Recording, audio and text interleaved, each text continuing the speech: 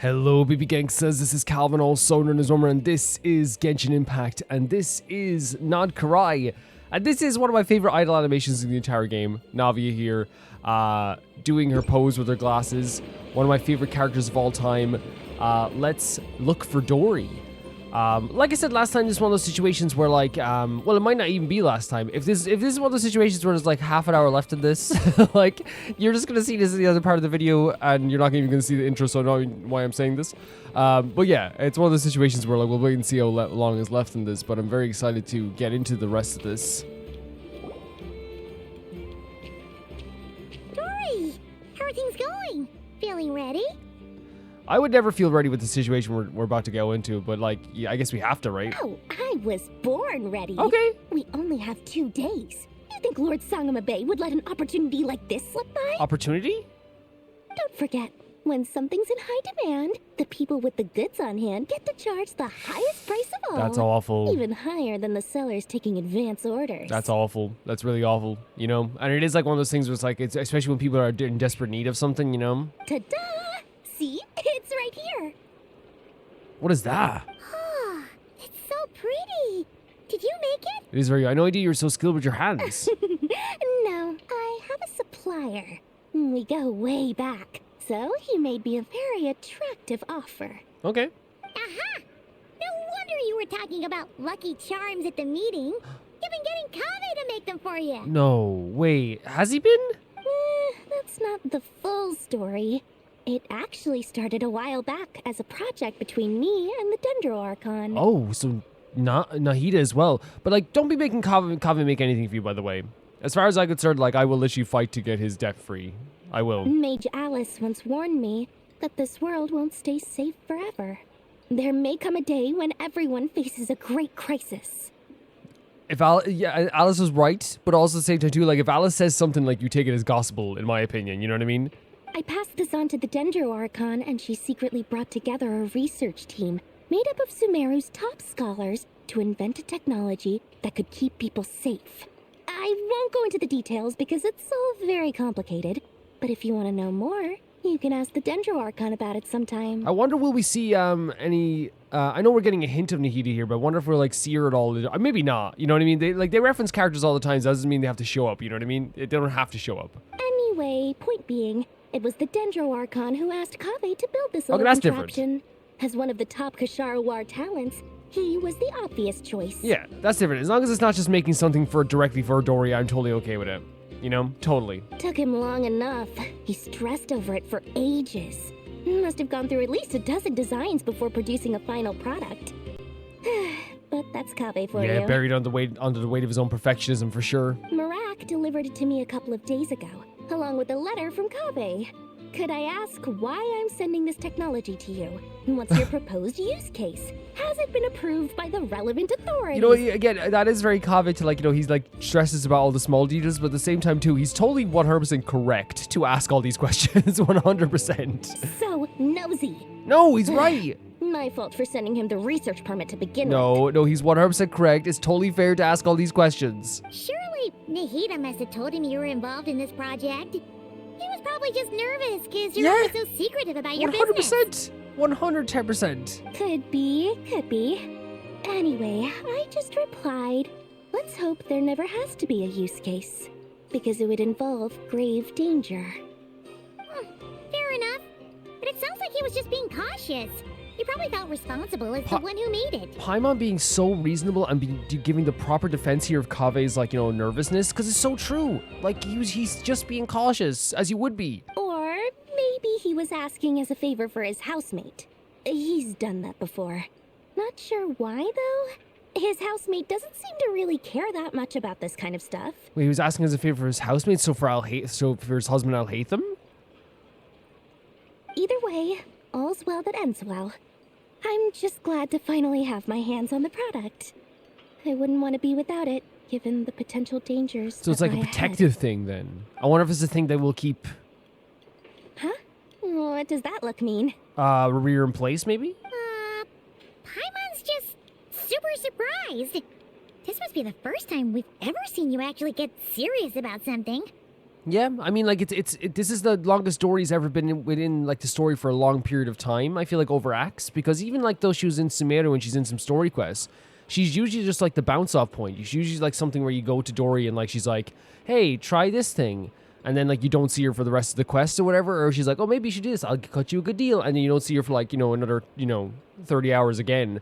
So it's interesting to have her as being such a, like, big point in this story, right? Oh. We got a serious reaction from Dory as well. Well, a long time ago, I made a promise to myself. I promised that I was gonna live every day of my life with a big beaming smile. Obviously, Mora plays a big part in that. Sure. But Yeah, it's very, very rare to see a serious reaction from there are Dory. always gonna be times in life when you have to give something back. Whoa. That could mean paying back a debt, Never. returning a favor, or showing some kindness. Yeah? And you think you're giving something back? Alice has been a huge help to me over the years. Wow. She was the first investor I ever had. And I want my investors to know that Lord Sangamabe is the best in the business. That's cool, right? That is cool. And again, while I will never forgive her for the stuff with Kaveh and stuff, I guess, as well, like, and all this stuff, I know people have different opinions on that as well. And while, like, she is, like, played off as a comedic character most of the times, with her animation stuff like that too, I think it's good that they're adding, like, a layer as well to her character as well, where she's kind of like, and yeah, you could say it's still business where it's like you want your investors to trust you, right? That's smart business. It is smart business because if your investors trust you, then they'll trust you to, like, make decisions as well. She's also just saying that, like, everyone gets their head start. Usually even the most successful people got, like, massive head starts. And in this case, she knows that Alice gave her a head start, And she's like, I want to, like, showcase to her that, like, she put her trust correctly in me. And I think that's, like, not a bad thing, And more than that, no one knows what the future will bring. For true. Whatever happens, I want to make sure the Dendro Archon and all of Sumeru is prepared to face whatever comes. Wow. Honestly, like, legitimately, like that's, like, it is, again, a layer to Dory's character where it's, and you could say it's, well, like, it's the same thing with any type of business. If the whole place goes up in smoke, then there'll be no place to do business. But I do think from this perspective, what Dory is saying is kind of like, it's like, yeah, like, the future's so uncertain. Like, things could get so dangerous. And it's like, I want to make sure that the people that have helped me and the people that I've helped me along the way and got me to the place I am, and got me into a position where I can make tons of money, let's just be honest, also were able to prepare for what's happening. So back to dependent, you never intend to ask back to. So you say, like, oh, you wanted them just to keep it. Oh, that? I was just making sure Nefer and I are come on, square. Dory. It's okay. Just again, like, it is a cool layer to her character. Even having her here now, being like, no, of course not. I was just making sure that we were, like, even. I do like that they're adding this. Don't be thinking it was some sort of benevolent act. I'm no saint, so don't treat me like something I'm not. Dory, I know you ain't no saint. Like, literally, just recently, I had to stop you from swindling. What's wrong with me? Sayu. What the? I know it's very early in the morning when I'm recording this, but, like, my mind went blank on one of my favorite characters. I was just like, sorry, Sayu. My priority is doing the business that I want to do, so long as my conscience lets me, but it usually does. That's I bet. the Lord Sangamabe business model. That's the thing. That's why I'm saying with talk about layers. She does have, like, some pretty, like, shady businesses. She does do some stuff that's very immoral, right? But it's also cool to add, like, again, it doesn't exonerate her of, like, my feelings towards her on other things. I still think she's a, comedic character in terms of, like, how they make her animations go. I still think that she, like, is a very immoral character, the other stuff she does as well. But it's always cool, like, in terms of writing, to add, like, extra layers to a character. It always is. All right, if you say so. Simon's like, yep, moving on.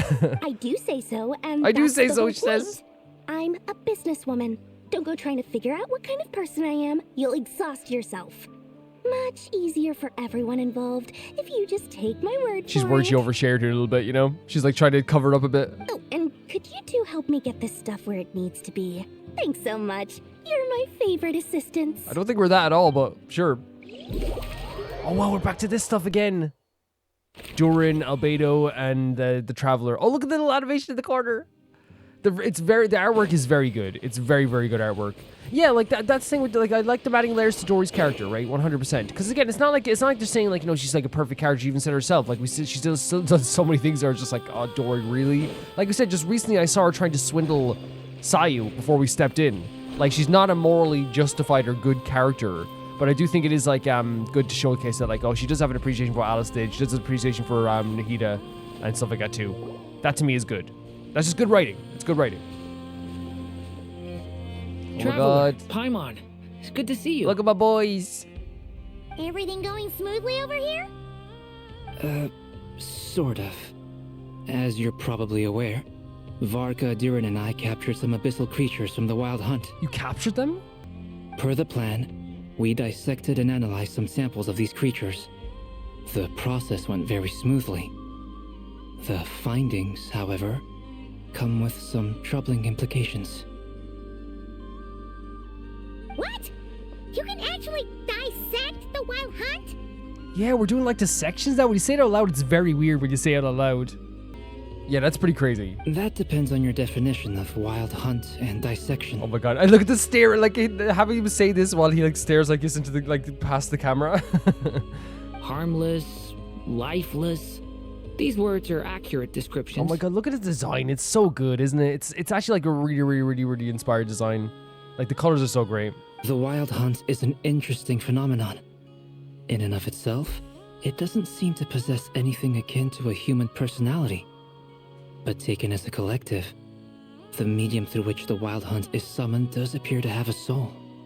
Well, okay, so there's, like, there's a soul in. You found a soul within the dissection? Master griped a lot about the wise Horoptetyr. Yeah. And seemed somewhat fascinated with the foul Certology. But she barely mentioned Rere at all. That's so interesting, isn't it, as well? Because, again, if you're talking about, like, Rhine-Daughter's, like, conversation, you know, like, she, like, you know, what he's heard from her, it's so interesting to hear that she would talk about, like, you know, yeah, like, these, you know, Certology and Horoptetyr, all these characters. But, like, Rere, I feel like, for me personally as well in this story, I think we would say, too, Rere as, like, the Rahir of Solari was, like, one of the least mentioned sinners. You know, I feel like, you know, if you're talking about famous sinners, like, you know, I think Certology and Rhine-Daughter are the two most famous ones, right? For sure. And it's like the ones that are mentioned less, like, you know, it's like, you know, Rere's, like, you know, barely talked about. I don't think that was because of his lower social standing, though. Anyway, it's a pity. I should like to hear her thoughts on the nature of the life form he has become today. I would just like to hear her thoughts, honestly. The bare minimum to hear her thoughts. But this is so interesting to me as well, because again, like, you see here as well, like, Albedo still has that tinge of where it's like, it's not because, like, you know, she is her social standing. I feel like it's, like, kind of like a way to be kind of like, no, she's not just looking down on him that way, you know? Because that is still, like, you know, an aspect you don't want to, like, have people thinking, I guess, about her character, that she's like, he's just like an ordinary, you know, blah, blah, blah, you know, I don't want to talk about that, you know, I don't want to talk about him in that way. But yeah, I agree with Albedo. I think that, like, not only would I would like to talk about Rere, I think that, like, if Rhine-Daughter was here, I think the game should let us have 30 questions for her. It's a strange mix. The furious energy of an abyssal being channeled through a fractured physical existence. A consequence of being torn apart by an unknown power. Furious energy of abyssal being channeled through fractured physics. Yes, that's all yeah. Perhaps the only Separation. explanation for his survival in this state is that he sacrificed a degree of individuality in exchange for a continued existence. So, like, his person, like, who he is? You okay, Dern? Oh, sorry. Once I get talking about interesting research, I have a tendency to go on indefinitely. I was not opposed to hearing more of that whatsoever. So yeah, sacrificing your individuality for existence. So I wonder if it's like, you know, that's why he's not himself anymore. Back to our research findings. Essentially, they confirm my hypothesis. Rere's corpse is completely contaminated by the Abyss, and the effects are irreversible. Oh, okay. So there's nothing you can do to, like, change it back. You could think of this as Rere in mutated form. But in my view, even that would be inaccurate. In reality, his whole being has been consumed by the Abyss. Man. In other words, he is now nothing more than a manifestation of abyssal power. And you know, that's the idea again of, like, there's no, like, individuality anymore, right? It's literally just, like, Abyss. That's what it is. And again, manifestation of abyssal power means, like, you don't even have a personality within the Abyss. You are literally just, like, a representation of the Abyss itself. Unfortunately, at present, we have no means of completely eradicating abyssal power. Hence, we cannot fundamentally destroy the Rahir of Solnari either. So we have to think of other ways, I guess. Because again, we like, the Traveler, like, can absorb it, right, and purify it, but we can't get rid of it entirely. Oh, that's terrible news. So, that's it? We can't defeat him? Not even if we get the power of the 3 moons? Could the Traveler do something? Miss Columbina's situation is a difficult one. She can never achieve wholeness when the world does not accept her presence. Right, yeah, the rejection from Tevat. It's as if her creator banished her to a place she can never be accepted. Horrible. It means she spends most of her energy just on her own survival. When you put it that way, it was already horrible. Like the idea of like, someone sending her here and being like, yeah, you'll never be accepted. And now just to survive, she has to sap her own energy. Given the circumstances, it's only natural to despair. But we must see this plan through to the end. Time to kick off the backup plan. Oh, Paimon almost forgot. This is for you. Dory asked us to bring it. That device as well, yeah. So we have a backup plan though? Ah, how wonderful. Well, thank you for making the trip. Durin and I will be heading off shortly. I like that they're not showing us the full plan yet and they're going to let us be a little bit surprised by it too. I think it's actually, like, we have, like, different jobs that people have, obviously, like, Albedo is supposed to find out how to kill him and stuff, I guess, too. But I still think it's, like, really cool that, like, the full plan of, like, what we're going to be doing today, I guess, is not fully revealed, right? I think it's awesome. I'm sorry I won't be there to protect you in person this time. Aw. Please be careful. Durin, do not worry about it whatsoever. I'm just happy to see you walking around the place, living life like you are. You know what's so funny about Durin? Like, he has a little bit of bad posture, but so does Albedo, so I wonder if he learned it from him, too. It's kind of cute. All right, then. Stay safe. You guys too. You stay safe too. Oh, now we're going to Llama and Varka? These are really cool scenes. I love the UI here. Oh my god, look at the running at the bottom screen. Yeah, really cool stuff here as well. Yeah, just a really cool scene with Albedo there as well. I like that Albedo like goes into like complete discussions about like all this stuff and like he gets very like into it. I know Durin had to like call him back out a bit there, but like the idea of Revere losing his personality completely to survive. There's like a theme of that I feel like in a lot of like here when you look at the parallels. I think it's not like the same thing at all, but like then you have Columbina trying to survive as well in a place that like she's not allowed to be fully herself because she's always like has to just give her power to as it's being sapped away from by Tevat as well. But the idea that Revere is just like completely just a manifestation of Abyss. He's not even like a personality that's like fully within the Abyss. He's just not himself anymore. He's just not himself whatsoever. I also love the thing that they brought up as well that like is actually like very true as we've seen throughout the game. Revere I feel like is one of the least mentioned sinners, right? He's one of the sinners that like, and again, you could say it's because like we've had quests to do with some of the other sinners before, yeah. But I think the ones that are mentioned the most are Rhine-Daughter and Certology the most for sure, and then like Revere be at the bottom. So it's interesting. I love that Albedo asked the question. It's like, why would like Gold not mention or talk about him as much? And he made sure to say it's not about social standing. There's something else going on there too. So I wonder what that is. Yeah, very interesting. But they're using that device as well that Dory had as well. Miss Lauma, is everyone here? Yes. The fate of my flock is in your hands, Grandmaster Varka.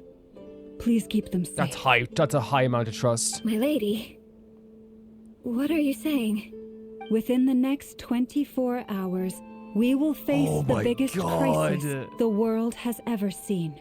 We said this already when someone says something in a perspective that's different, like it changes your whole feeling. Like obviously I knew this was already like a big epic like thing we were heading towards and a battle we were heading towards, where I said this last time, but the way she said this just now gave me chills. This is not a burden that we deserve to bear, but I believe that we reap what we sow in this life. So I intend to act. I must do what I think is right. She's amazing. She's absolutely amazing. She's saying like it's like, yeah, all this stuff has happened to us. Like it shouldn't be happening to us, right? But it is, and we have to make something out of this. So we have to do something right now. For me, that means fighting for the future of Krai. Amazing. This gentleman is the Grand Master of the Knights of Favonius, Varka, Knight of Boreas.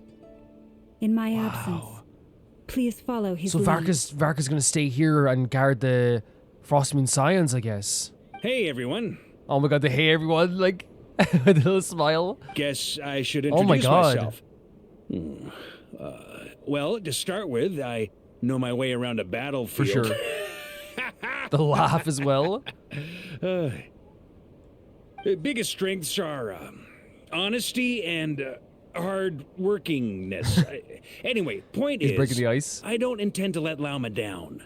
I'm gonna do everything in my power to keep every last one of you safe and sound.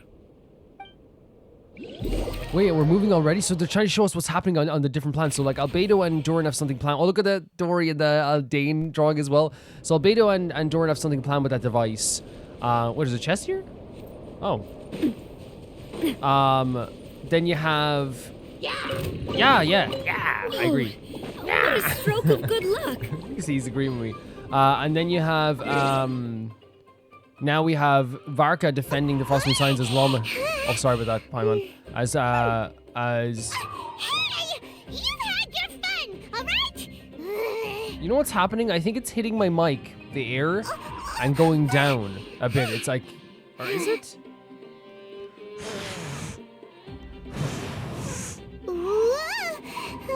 Yeah, it does that sometimes.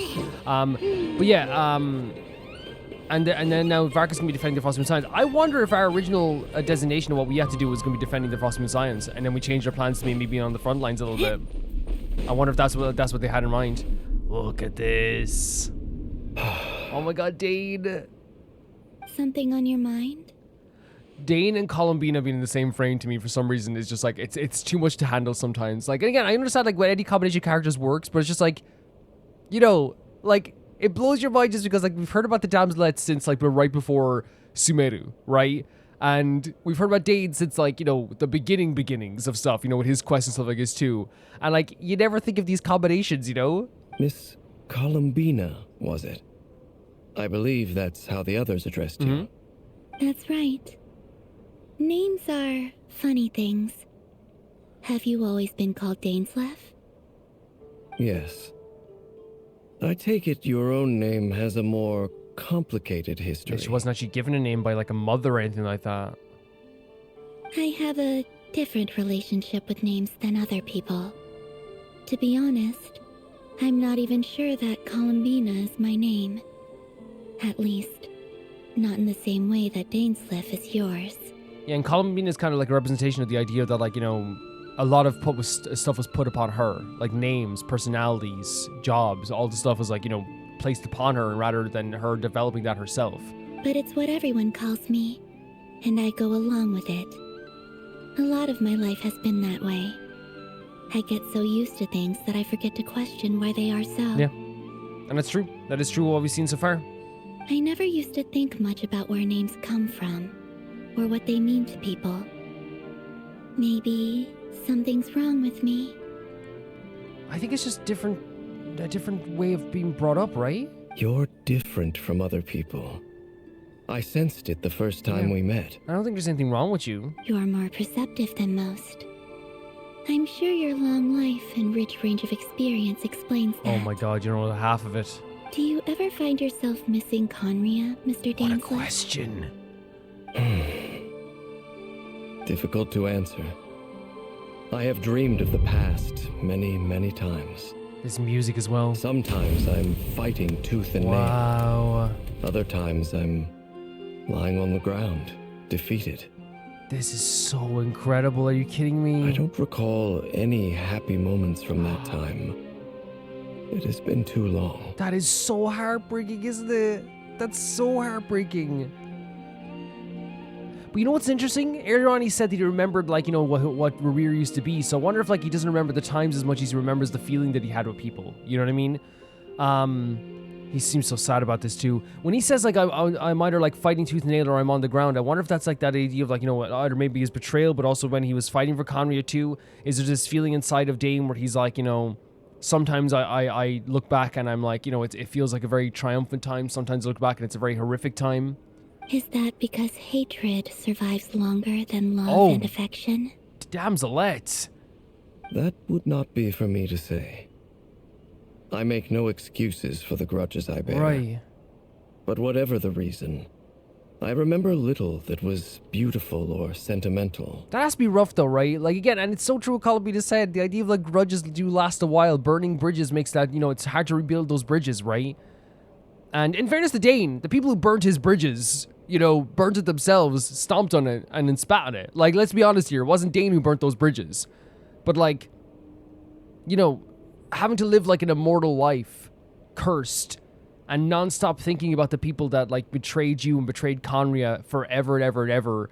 Like, I would imagine that in some way it would cloud your mind of good things. I hope there's still, you know, as he said, there's some beautiful stuff there left. He still remembers personalities, at least. I hope there's something there that he remembers fondly. Thank you for your help with the Revier situation. Without your efforts, I never could have learned the hidden truth of his story. You're welcome. I know he's your friend. Yeah. And as we said last time, we're not going to clown on Dane for this. Friend? That's the word that triggers something in his head. He betrayed me. Yep. And I never really understood what he was going through in life. Some friendship, that is. And that's the thing, once again, Dane says it again. It's like yeah, he betrayed me. I didn't understand what he was going through, so he didn't know what was happening with Revier. And he sees it as kind of like, was that a true friendship? The fact that, like, he was able to betray me in the end, and I didn't really know him that well as I thought at all. Dane had this happy-go-lucky attitude with all these characters and all these sinners where he was so happy to be around them. But again, it's one of those situations where, like, those people I loved, did I truly know them in any way, shape, or form? Okay. So, do you plan to Oh fight my him with god. What a question. Oh, Dane. us? You see, you're torn. Now you know what really happened. You see the things he's done in a new light. He still did horrible things, though. Like, there's no going back from that. I need some time. Okay. Of course. I completely understand. This is huge, though. Anyone else in your position would feel conflicted This too. is massive for Dane, because Dane has never once been someone to stop in his tracks and be like, I need to think about what I need to do about these sinners. Never once. He's always talked about them with a burning passion of hatred and disdain. So it's a big moment for Dane to be like, I need some time to think about this. And again, like I said, like what Revier did is even with what he was quote unquote going through in his mind and stuff, I guess, as well, it doesn't excuse like the horrors he had as well. Because like even if like, you know, other people in that position too, they wouldn't do what he did. They wouldn't. It's just the truth. What's crazy about it is like even with that, I'm not going to clown on Dane for having these moments of like, oh, what do I do? What do I say? How do I deal with this? Because again, this was his friends, the people he loved, the people that he thought loved him. Being conflicted about this is like just so freaking normal. Even though the end result, you know, should be that like, you know, we acknowledge that what Revier did was horrible and what he's doing now is horrible and he must be stopped, which I think like, you know, Dane will get to that position. I've no doubt about it, like 100%. But I think it's also okay for Dane to take a step back because he's had so long to live with his grudges, his hatred, his pain, his sorrow, all this stuff, that I think it's 100% okay for Dane to take a step back and be like, I want to think about stuff. Actually, I went through something similar myself recently. Something happened that changed my perspective on a situation. A situation I took for granted at the time, but now I feel very grateful for it. You mean the Harbingers who still support you, even though you've left the Fatui? And it's not, and that again, I don't. It's not a direct parallel of what they're trying to do here because it is very different. I feel like, you know, but if from Columbina's perspective, yeah, it changes your perspective on maybe the people in the Fatui because you have the knave, you have the marionette, like especially, still kind of like giving her like the full support and love, and even in you know the marionette's own way, she's giving her like that sisterly love that she adores as well. Even though she felt like, you know, she didn't really have a place there, the place was more less in the organization and more with the hearts of the people there. Yes. If that makes sense. I always thought they were only helping me because Harbingers are forced to work together. But then I abandoned them. A warrant was even put out for my arrest. And even now, they still support me. Mm-hmm. Which means I was wrong about them all along. Her saying this music in the background, this fluttery, hopeful music is very beautiful as well. And yeah, she's right. As I said, her place, I don't think she got it wrong in terms of Fatui as a whole. Like she felt like she was being used in the Fatui 100%. But when she, and sometimes it happens with any family, right? You take a step outside and you realize like the people that like truly care about you and the people that you truly care about, right? And again, like, obviously, like, you know, like I can't relate to that fully at all, but like I'm sure like people can relate to that with friends or family, or even like I think everyone can relate to with friends. It's like, you know, when you like stop being friends with someone or something like that, you kind of realize like, oh, was that and that was that. You take a step outside and you realize, you know, oh, maybe they did this for me, maybe I did that. And in this perspective, I feel like it's just like, yeah, as you said, her heart wasn't with the Fatui, it was with the people in the Fatui, which is how we see all the, you know, the kind of organizations in Genshin all the time, which is like, yeah, it's not always about like the organization as a whole. Sometimes it's the people in it. As we said, we love the Knave, we love the Marionette, we love the Damselette, we love Tartaglia, we loved Vaughn when he was in the group too. We love him still, but like we loved him when he was a Fatui Harbinger as well.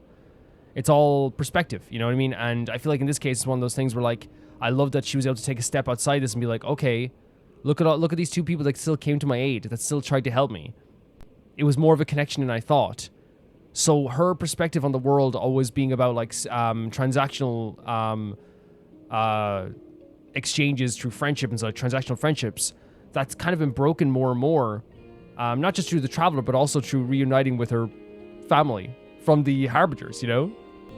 Clearly, they view you as a friend. Oh my god, they adore her. Adore her. I feel a little guilty now. No. I regret not seeing her help for what it was, and not treasuring it. Wow. That's so, it's good to hear, to think about this now. Sometimes you need to take that step outside. Sometimes it's hard to see the forest for the trees. Sometimes it's hard to see like things when things are clouded. Sometimes you need to get outside the fog to truly understand what it was like, you know, in the fog. I see the guilt that you're feeling now, because I feel it too. Hopefully, talking about it will do Beautiful. us both some good. Beautiful. The fact that they both related to each other as well here. Have you noticed that the Traveler and Paimon are over there? Oh my god. I think they've been listening. So perceptive as well. But yeah, this line here like means so much to me. I feel guilty now. I regret not seeing their help for what it was and not treasuring it.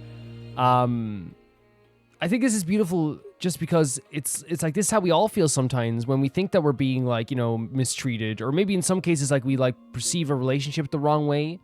And then afterwards we take, as I said, we take a step outside, and it's totally normal to take a step aside and be like, oh yeah, like they actually did care about me. And I think, you know, whilst like, you know, she feels bad and she regrets like leaving, I think she would have been in a worse situation like a year from now if she didn't leave, and she probably would have more disdain for them, and maybe would have ended up in an even worse way. I think from this perspective, she can see that these people did care for her because she left.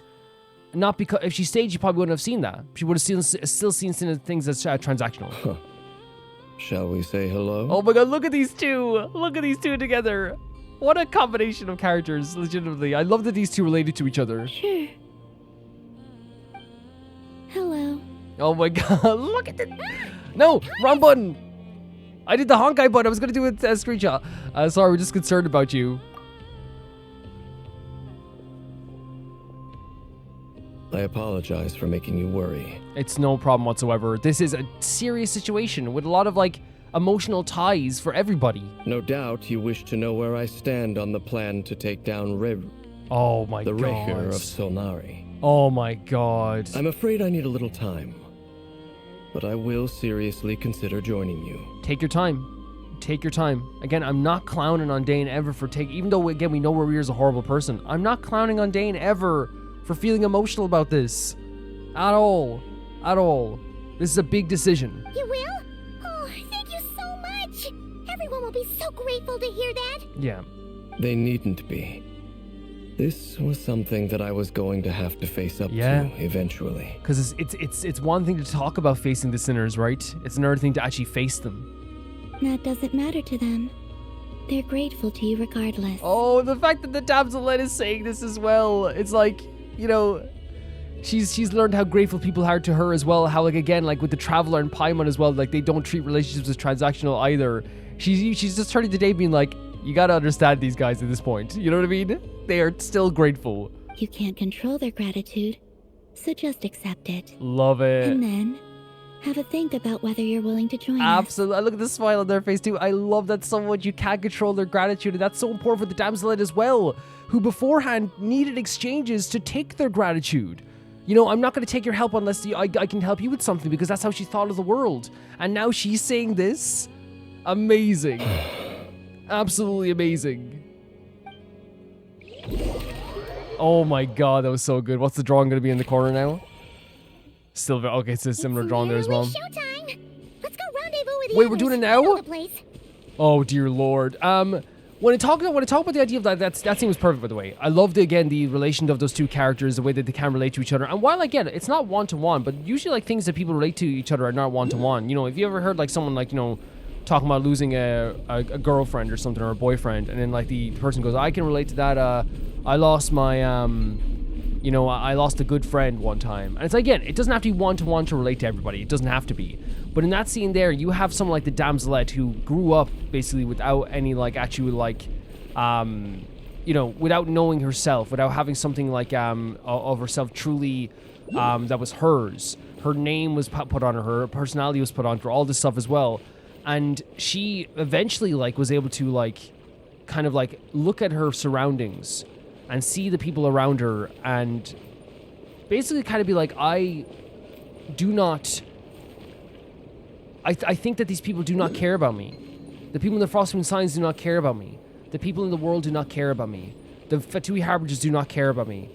And she left. She left all of them. She left all of them behind. And with the help of the Traveler kind of like bringing her back into place here, the Marionette, the Knave, Llama, all these characters, Paimon, she became part of something. And she realized, like, through us, she realized that, like, you know, sometimes you just, like, yeah, accept their gratefulness. Sometimes you just have to be, like, you know, sometimes people are gonna help you and they don't need anything in return, and sometimes they just genuinely like you. And that's when she started helping us, like, without anything in return as well, you know? She started doing so many times now at this stage.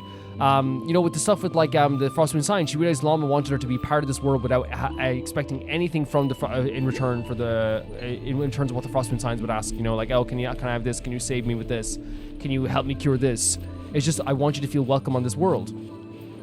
Then she saw with the Harbingers, the Knave, genuinely trying to see if she's okay and making sure she's okay. The Marionette, in her own way, showing that she cares so much about the Damselette as well.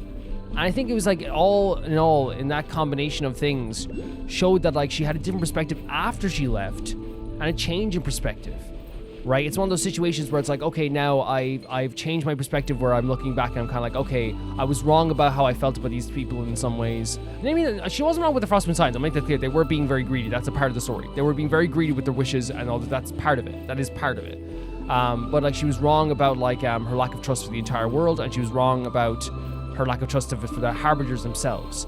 And that's not wrong, but that's not a bad thing, by the way. I think it's actually like, she talks about how she regrets leaving now, but I think leaving was the best thing she could have done.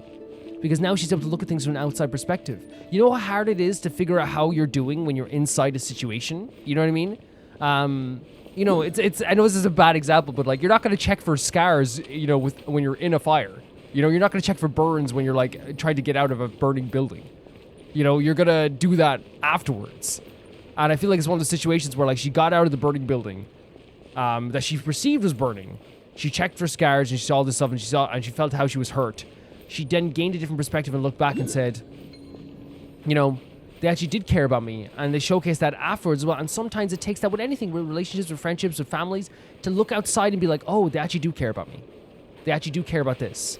I'm very, very happy now in the position I'm in. All the stuff there. I think the reason why I'm saying it's not one-to-one, because I think the reason she's trying to relate that to Dane is because Dane has spent his whole game being like, I am going to destroy these sinners. When I see these sinners, they are dead. These sinners are dead meat. I want them gone, right? This is his whole perspective. It's been his perspective since we heard about the sinners.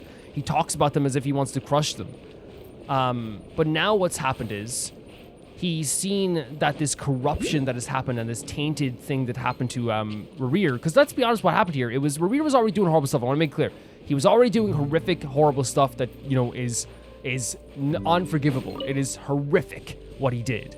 But he was also like, in terms of taking the Abyssal power, it was like a tainted thing by the Abyss as well. Why is, again, as we said, I'm not going to sit there, as you said last time, I'm not going to sit there and be like, oh, Dane, your poor murdering friend, oh my god, you know, that 6-year-old, but poor Rerir, you know, I'm not going to do that. But I think we can acknowledge that the change in perspective from Dane is not a change in perspective of like, oh, Rerir's like a good person. It's a change in perspective of being like, now that I have, like, for the first time in forever, I look upon Rerir as someone who, like, was a real person at some time, at one point, and was my friend, and was a part of my memory that is, like, good in some cases. Because he said it before, it's like, yeah, I can't believe he turned into this. It's now a question of, like, how do I do this? How do I emotionally do this? And again, it's not him saying that Rerir is, like, a good person. I think it's genuinely him saying, like, you know, how do I face this situation? How do I look at this without being overly emotional, without being torn apart? And it is a change in perspectives. Again, it's not one-to-one when it comes to it, but I do love that they were able to, like, talk about their own changes in perspectives and their own, like, you know, life in that way too. I think it's, like, a really well done sequence. And I think that also, I think what's really good about the two of them as well is that you have the idea of holding grudges, right? The idea of holding grudges forever, the idea of how, like, grudges will last forever, the idea that hatred for people will last forever, will last longer than love. But both of them, I guess, like, with I think the difference is, like, there is, like, you know, Columbina is remembering the love that the Knave and the Marionette and all the Harbingers gave her, whilst Dane is, like, you know, struggling to remember the love that he had for the sinners, which he did have at one point. We saw in the flashback, he thought they were amazing. He talked about them like they were great. He even said, like, oh, Solanas will love your job, you know? So that, like, whole scene with them, like, kind of, like, not even, like, it doesn't have to be relating to each other, but kind of, like, showing each other's perspectives on, like, you know, how they changed their perspective, how their perception on people changed, how their emotions have changed over time. I think it was, like, a very therapeutic conversation for both of them, and I do love that the characters are not, again, clowning on Dane, and you might be like, why would they clown on Dane for that? It'd be so easy, and you wouldn't put a hold against the character if Paimon said, hey, Dane, Rerir is evil, what are you doing, you know? You'd be like, yeah, she's right, she's correct, she's 100% correct, he is evil, but we can't discount our friend's emotions. As we said, the example we gave last time would be, like, if we found out our friend's mother was, like, a evil, murderous villain, right? Your friend's mother. Yes, you're not going to be like, oh, I feel so sorry for, like, you know, the family because the mother was such a sweet person. Instead, you're going to say, Jesus, that's freaking tough for my friend, right? Yes, it's tough for the people who were the victims, 100%. I want to make that clear. It's tougher for the kids and for the victims, 100%. But I think it's also important to note it's like, that doesn't change the fact that we can look at Dane and be like, man, this must be freaking tough. This must be freaking horrible to think about, right? Even though, like, I think he will come to the decision in the end that he needs to, obviously, that he needs to help. I don't think, again, he's not saying that we shouldn't stop Rerir. He's saying that can he emotionally, like, handle this, right? Can he emotionally get involved in this? That's what he's saying. Really great scenes. Really, really great stuff. There's our Flynn's. A beautiful boy. Ah, you're earlier than I expected. Better early than late, I suppose. Hey, Flint's! Been waiting here long? Oh my god, I love the hey Not Flynn's. too long. I came a little early so I'd have some time to think. Fair enough. I like doing that too. Are you nervous about the battle? Oh my god, I'm nervous about it. They're setting this up in by the way, as well, they're setting this up in such an amazing way. I when I saw the scene with them at the Frostmoon Science place as well, by the way, which is an incredible scene of, like, you know, them all getting rallied, like, oh, Varka's gonna protect you. It feels like the day, like the calm before the storm, right? It feels like, you know, those epic movies where, like, characters be like, okay, everyone into the keep, everyone into the back area. We need to protect you so nothing bad happens to you. It feels like this really fantastic build up to what's happening here. Quite the opposite. I'm reminiscing on my past battles. Oh yeah? When I was awakened by the Ratniki, I had not touched a weapon in many years. I felt like the battlefield was not where I belonged. But after waging war against the Wild Hunt for so long, I came to realize something. A life of absolute peace is simply not a possibility for me. My restless flame indicates that somewhere inside of me, there is a deep yearning to root out the evil in this world. And that's your motivation? Ooh, that doesn't sound like such a bad thing. I mean, yeah, like it's unless, like, as long as it doesn't consume you, right? For sure. In the past, when I was a Fae whose primary concern was hibernation, it was hardly ideal. Oh, right, okay. But it certainly serves me well here in the present.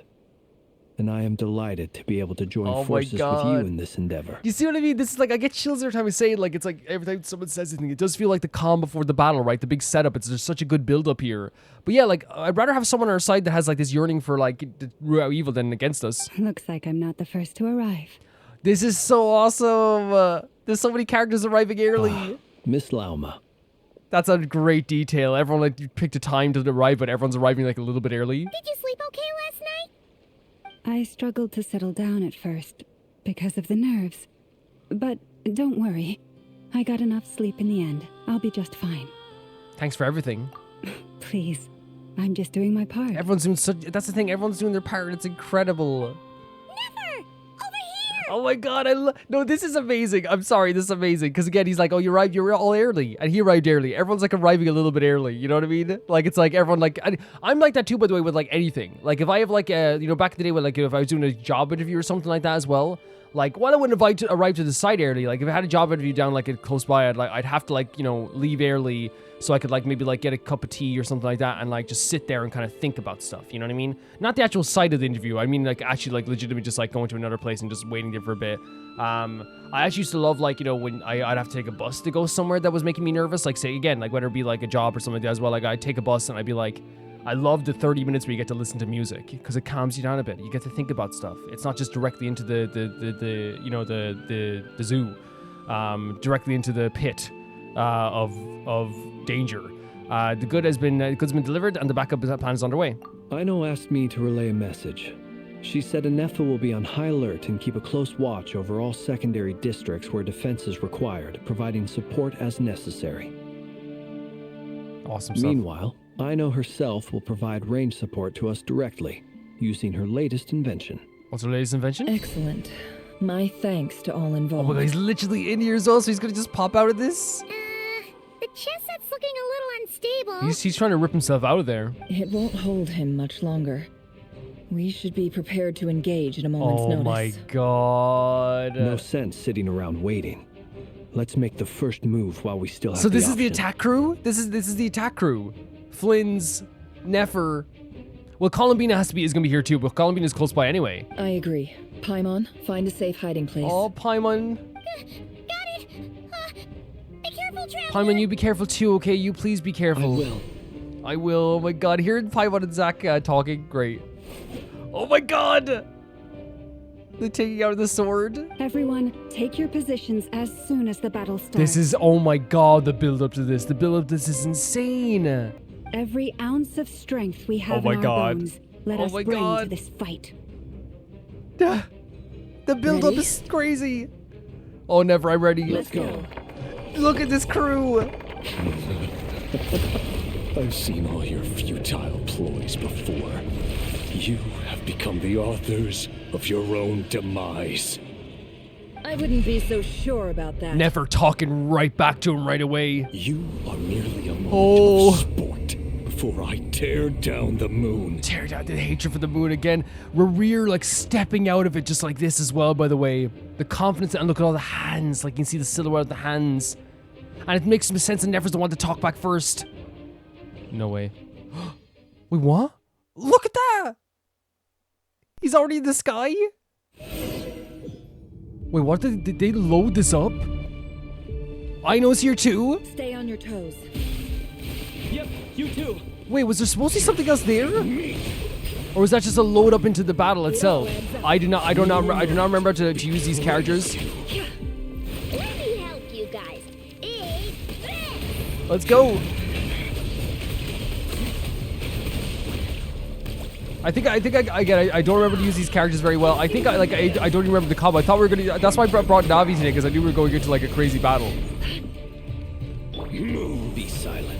I think it's like. Yeah, I think so. Okay, I think we got a combo there. I think it's bam, bam, bam. Maybe. Oh my god, we're just literally fighting Maria right now. By the way. Boys, protect us. I mean, the thing is, like, these teams are so good that, like, it's actually not that big of a deal if we, like, don't know exactly how to use them because they're still, like, really fantastic. Like, even if you don't know how to use these... Oh, it's such a cool freaking move. Even if you don't know how to use these characters, I feel like it's going to be one of those situations where it's still fine. The moonlight betrays you. Are you quite finished? Fear the dark. Moonlight betrays us? Close your eyes. Oh, God. Again with the moon, and so shall Oh, my it God. What the hell's end. happening? Is this, look at this. The moon will protect you. Oh, we have to follow this, the deer? Wait.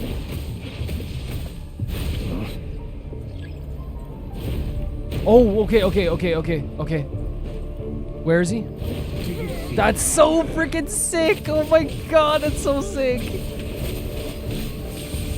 Observe from here. When will it be as you foretold? That's such a cool mechanic.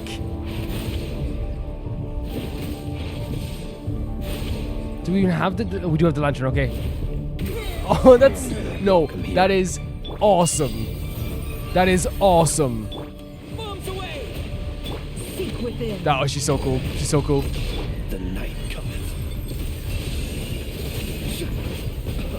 Oh my freaking god, that was so cool. Look at that in the sky as well, by the way.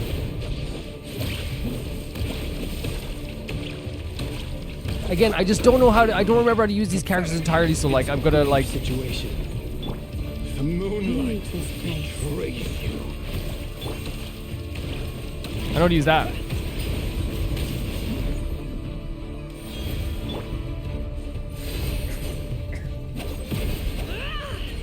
So sorry if this is like a pitiful performance. It is, it's gonna be a pitiful performance. Receive my blessing.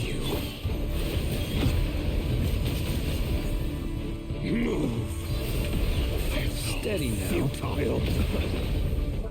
We'll feed him. We'll feed him. Feed him. Where's my sweet madams? We'll feed him. I'm so, again, I like, it's one of those things where like I do not know how to use these characters very well, so I'm just trying my best. I'm just trying my absolute best.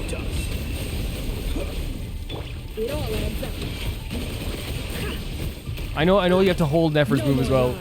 This is so cool. The setting, the area itself. Oh, he's going aggressive with us now as well. Forest, protect us. The moonlight. Close your eyes. I feel like every time I try to get a combo off with Night falls. it like doesn't work very well. Observe. With one heart, we pray. The deception. Oh my god, we get to see the POV with the chair. Oh my god, like Nefer's definitely been the star because I kind of know how to use her. Be silent. Close your eyes. Night falls. Move. Your little game of heroics is over. Oh, game of heroics. Oh no, he's not going. Hell's not going down. Wants to go first. No, don't. What are you doing? What the hell are you doing? Get out of my sight! What did he do? No, we've been separated. No, so okay, okay, we have to do something though. Never. Where are the others? And you could hear like the freaking fear like in Aether's voice as well about this.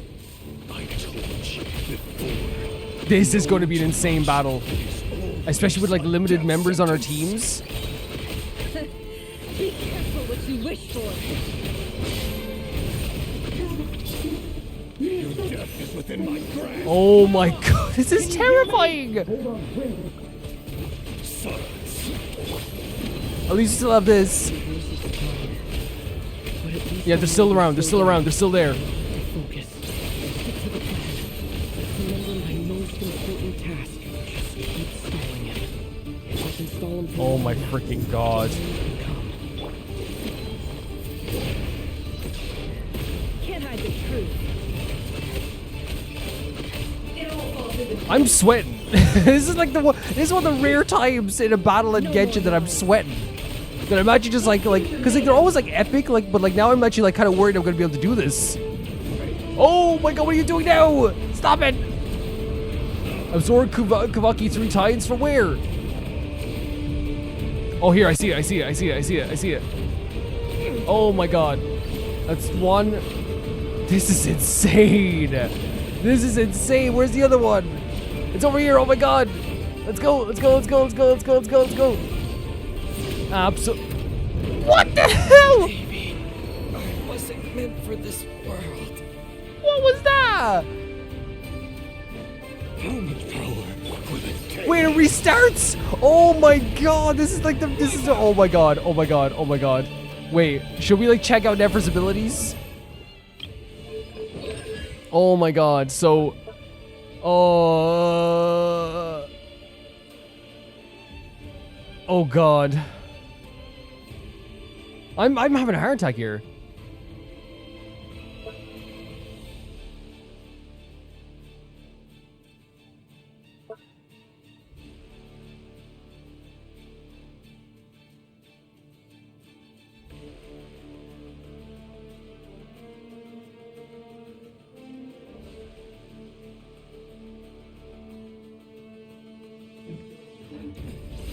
freaking god! I'm having a heart attack. The deception ends I'm having here. a heart. This is insane. Like what did they want us to do there? Did we do it too late? Is that what happened?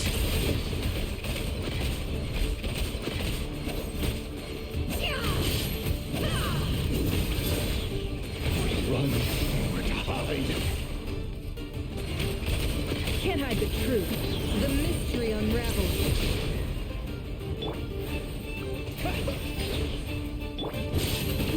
Shameless. No more lies.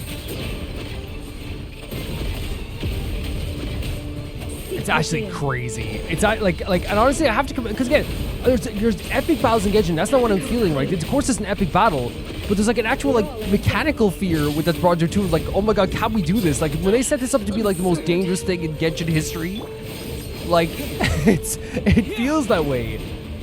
Because like as I said, we've had epic battles before. We've had battles where I'm sitting there like screaming nearly, right? We just had that like in now. Oh god. We just had that in Nalan, and now we're gonna have it again. But like in just a different form, but this time it's like, it actually scares me. Wait, so did we not have the shield up as in time? Was that it? So maybe I did it too late.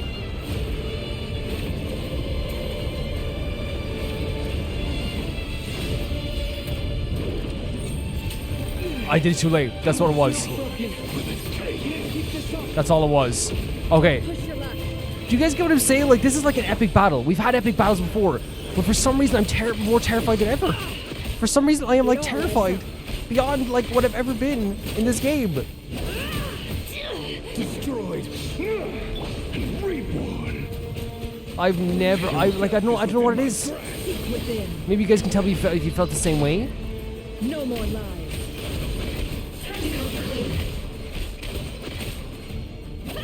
I'm guessing we have to get him down to half health so Flynn's can come in as well. And Llama. I might quickly look at their moves as well so we can utilize them very well too, because this is one of the situations where I'm just like, It all adds up. you know, terrified. The deception ends here. Nowhere to run, nowhere to hide. Is he gonna go for it again? Can't hide the truth. Is he gonna go for it again? Yeah, he is. This is an insane battle. 1, 2. There's no other way. Where's the third one?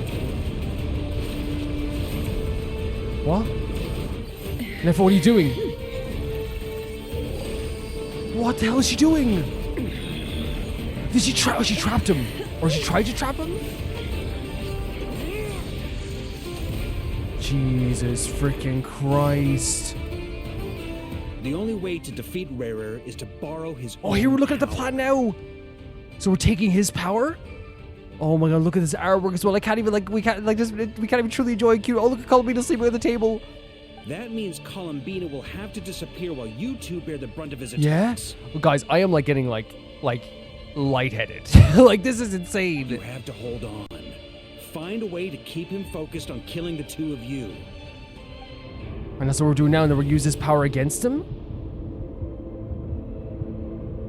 Nefer, your eyes are bleeding. What? What?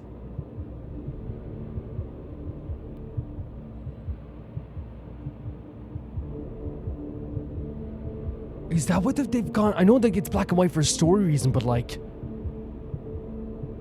Oh, look, like the red streaks going down the screen as well?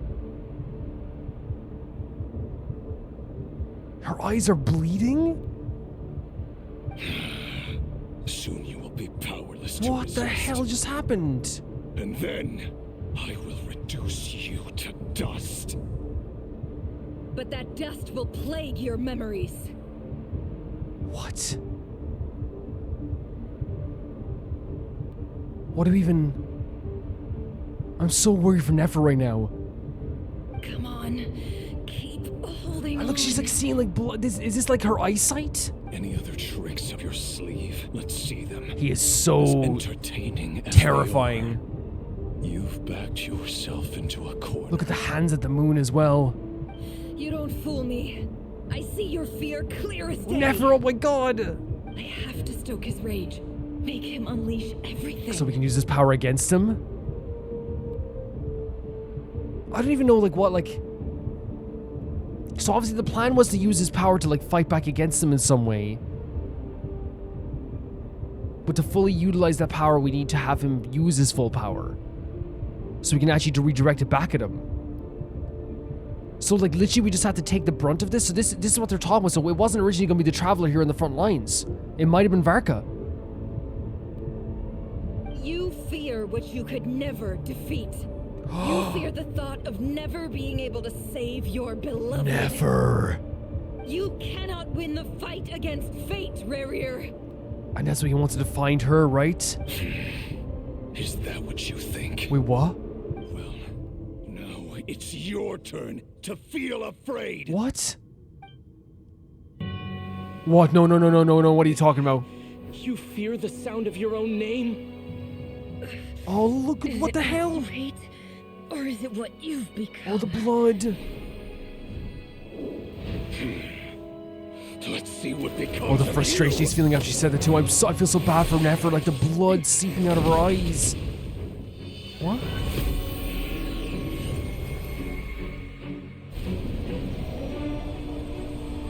No, this is the Dory redirecting his power back at him, right? Like using his power, the Abyss. Oh my god! Again, his frustration, his anger used against him. That power. I've seen it Oh my god, no, it's Albedo. We remember the freaking... Yes, oh my god. With Durin as well. And Columbina. His power is on another level. This is so good. We'll need to use an alchemical array. An alchemical to convert his array? power into a usable form. Look at this cutscene. Then quickly channel it into Columbina. What?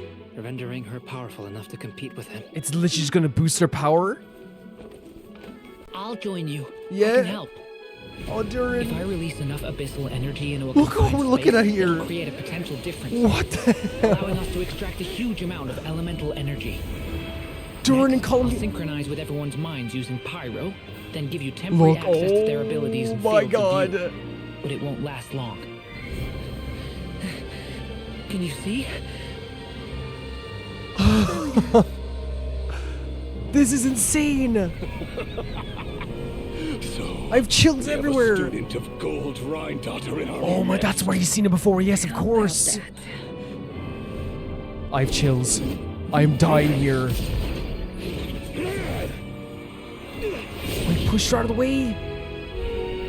His music is very hopeful, though, at least. Did you see Durin and Columbina together using their power? And then the frames of everybody as well? He's so bitter. He's so angry. Oh my god, this music. Oh my god, this scene. What the hell are we witnessing? Oh my god, they're fighting in the sky now. You use my own power against Yeah. me? I am dying. You stole Kuvaki. Yes! Look familiar. Yes! Guys, I literally have my hair standing on my arms. Columbina. What? Did she just sever all the arms? Oh my god. What the hell? And this beautiful, gorgeous music. Did they actually do it? Don't you realize you don't have the power to hold that gate open? Oh, it's a moon gate. But someone else. Someone else does? Dainsleif! Oh, Goodbye. oh my god, I am devastated. What the hell is so freaking amazing? What the hell? We won. Oh, look, Durin, you did so well. What are we supposed to do about that cutscene? I can't. What the freaking hell? Oh, freaking Nefer as well. Guys, I feel so bad. Look at the blood. I lost it during that cutscene. Like, to describe exactly how I feel, my hair is standing on my arms. My back's full of chills. I feel like I'm you know when you get like full body chills and like it feels like you're lightheaded almost? I feel like I'm like transported to a different world. First of all, I'm gonna save the cutscene because I want to see it again. I want to see it again, by the way. I really want to see it again. So let's go like last like 5 minutes. I hope Nefer's okay. My head feels lighter. My body is like tingling. There's like a warmth in my heart and my stomach. I am like, and this is saying a lot, by the way. This is saying a lot for Genshin's sake. And you guys know how much I love the cutscenes. Is there a better cutscene? And that's saying a lot. We have the last cutscene in Natlan is one of the most incredible things I've ever seen. The cutscene in Fontaine with the flooding. Like, what an incredible moment. Everyone working together to stop him, by the way.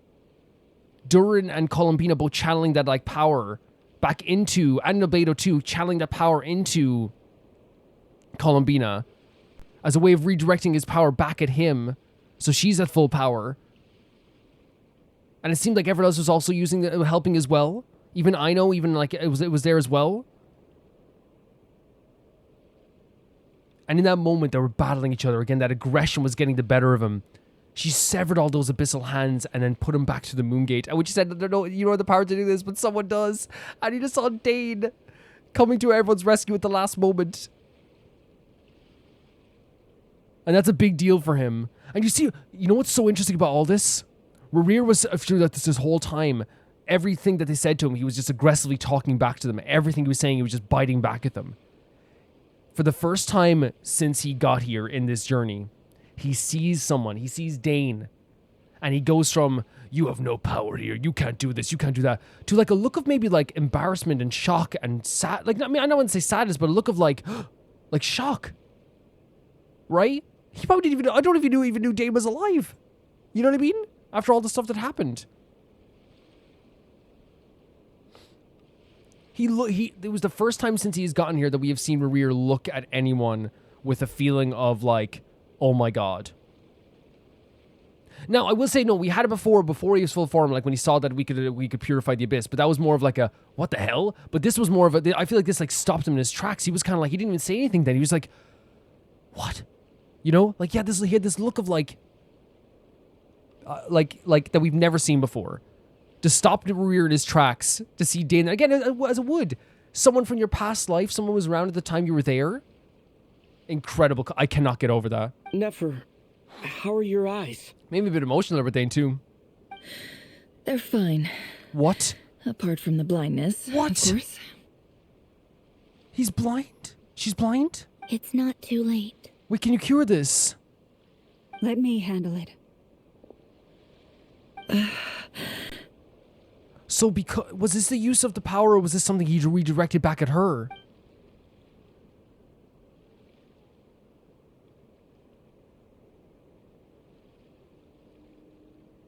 Oh my god, using the blood. Miss Nefer, it's not like you to lose your composure. Oh. That was the most reckless thing I've ever seen you do. She was intended to be reckless. She wanted to be reckless. Can we talk about the parallels as well of Llama bleeding from her eyes and after the battle, and now Nefer? Jesus Christ, they're destined to be together for life, aren't they? Reckless how? The situation was critical. I still can't get over that. Our lives were at stake. We had to do something. I'm dying. I still can't get over that. Even so. That's not, by the way... Oh no, we'll talk about it after this, guys. There's so much stuff going on. My mind is just so boggled. Sorry, my mind is so boggled after that. Okay. I guess you're right. Under the circumstances, it was a wise decision. You traded your eyes for an incredible victory. Wait, can you not... What do you mean you trade? No, can you not get it back? In business terms, I suppose that's a huge return on investment. Wait, could she not be cured? I'd be hard-pressed to argue There's no way. otherwise. There's no way that we have like a... Right? Still, I don't like this outcome. And I don't want you to lose your sight for good. And I want to make clear as well, like, you know, it's one of those situations where, like, it's like, yeah, like, it's like... Like blindness happens to a lot of people, but like it's still something that like I think everyone would like be like, yeah, we're trying to like prevent. Like of course, like this was a forced upon like blindness. People suffer when they make sacrifices they shouldn't have to make, whether that means faith, strength, or in this case, your ability to even see. Yeah, it's like a crazy exchange and a crazy sacrifice. I don't think anyone ever did doubt Nefer's determination for this, but like, you know, from being the character that like, you know, did everything under payment to then being the character that like, you know, made the, let's be honest here, like made the biggest sacrifice here in this battle, you know? I had hoped you could win without sacrificing so much as a single hair on your head. That's what I think everyone kind of hoped for here as well. Is it only temporary? Thank you. Really. And it's just the blood streaming down as well. It's such a terrifying sight as well. All done. Don't try and open your eyes just yet. Okay. We'll see how you're doing in a couple of days. Until then, please follow your recovery plan to the letter. Yes, please, please. I'll send full details through Yehoda. For now, just get yourself home, relax, and rest. Yeah, no, please do. What, like again, that determination. And that's why, again, I don't care. That's what makes her such a good character. Like the character who seemed like she was the most like separated from this like emotionally was the one who made the biggest sacrifice in the end.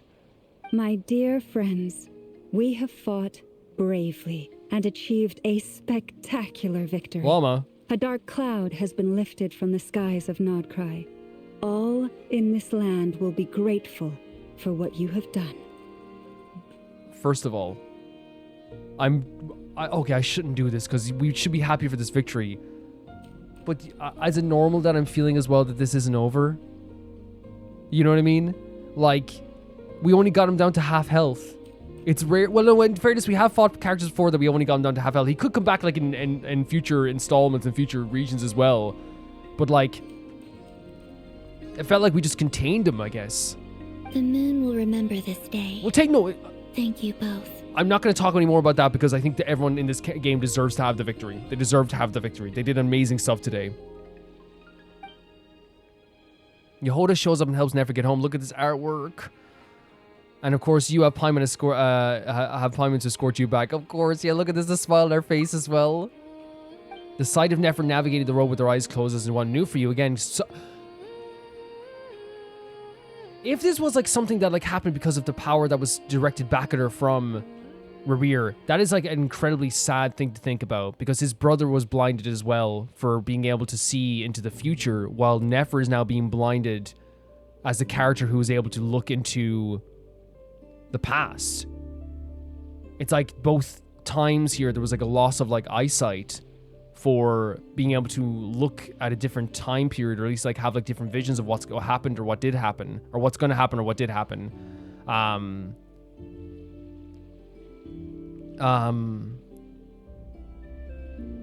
I think what he's saying here too is like it's not like a joke even, like seeing her close her eyes is a new one. She's so confident. Nefer is so confident. She's so forward facing. She's so like, you know, in control of every room. She fills every room with like her personality. So to see her kind of be like, you know, a little bit like, you know, her eyes closed, it's very weird. She proceeds cautiously, but as her silhouette disappears in distance, you know, she's almost seen smug. She made the biggest sacrifice today.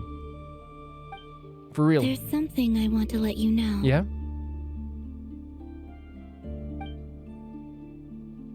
What is it?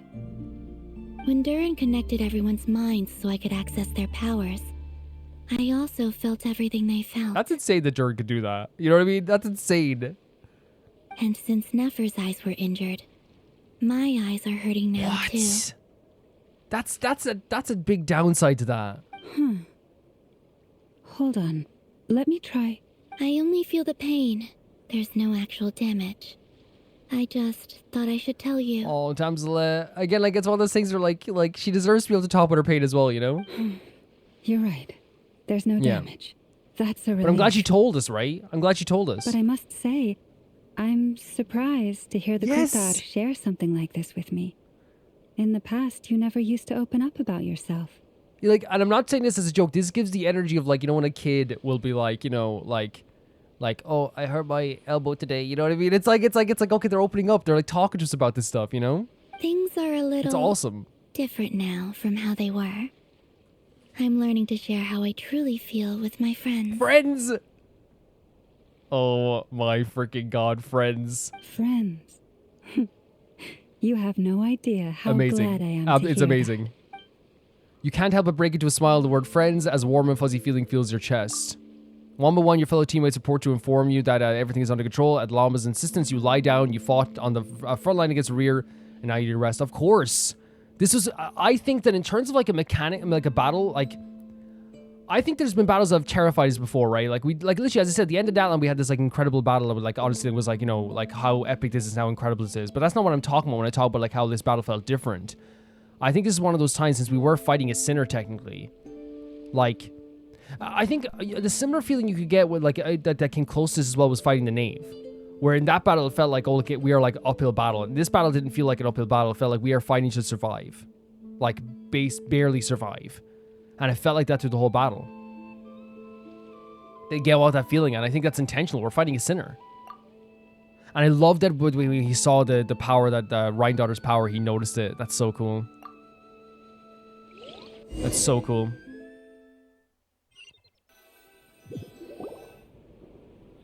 Oh.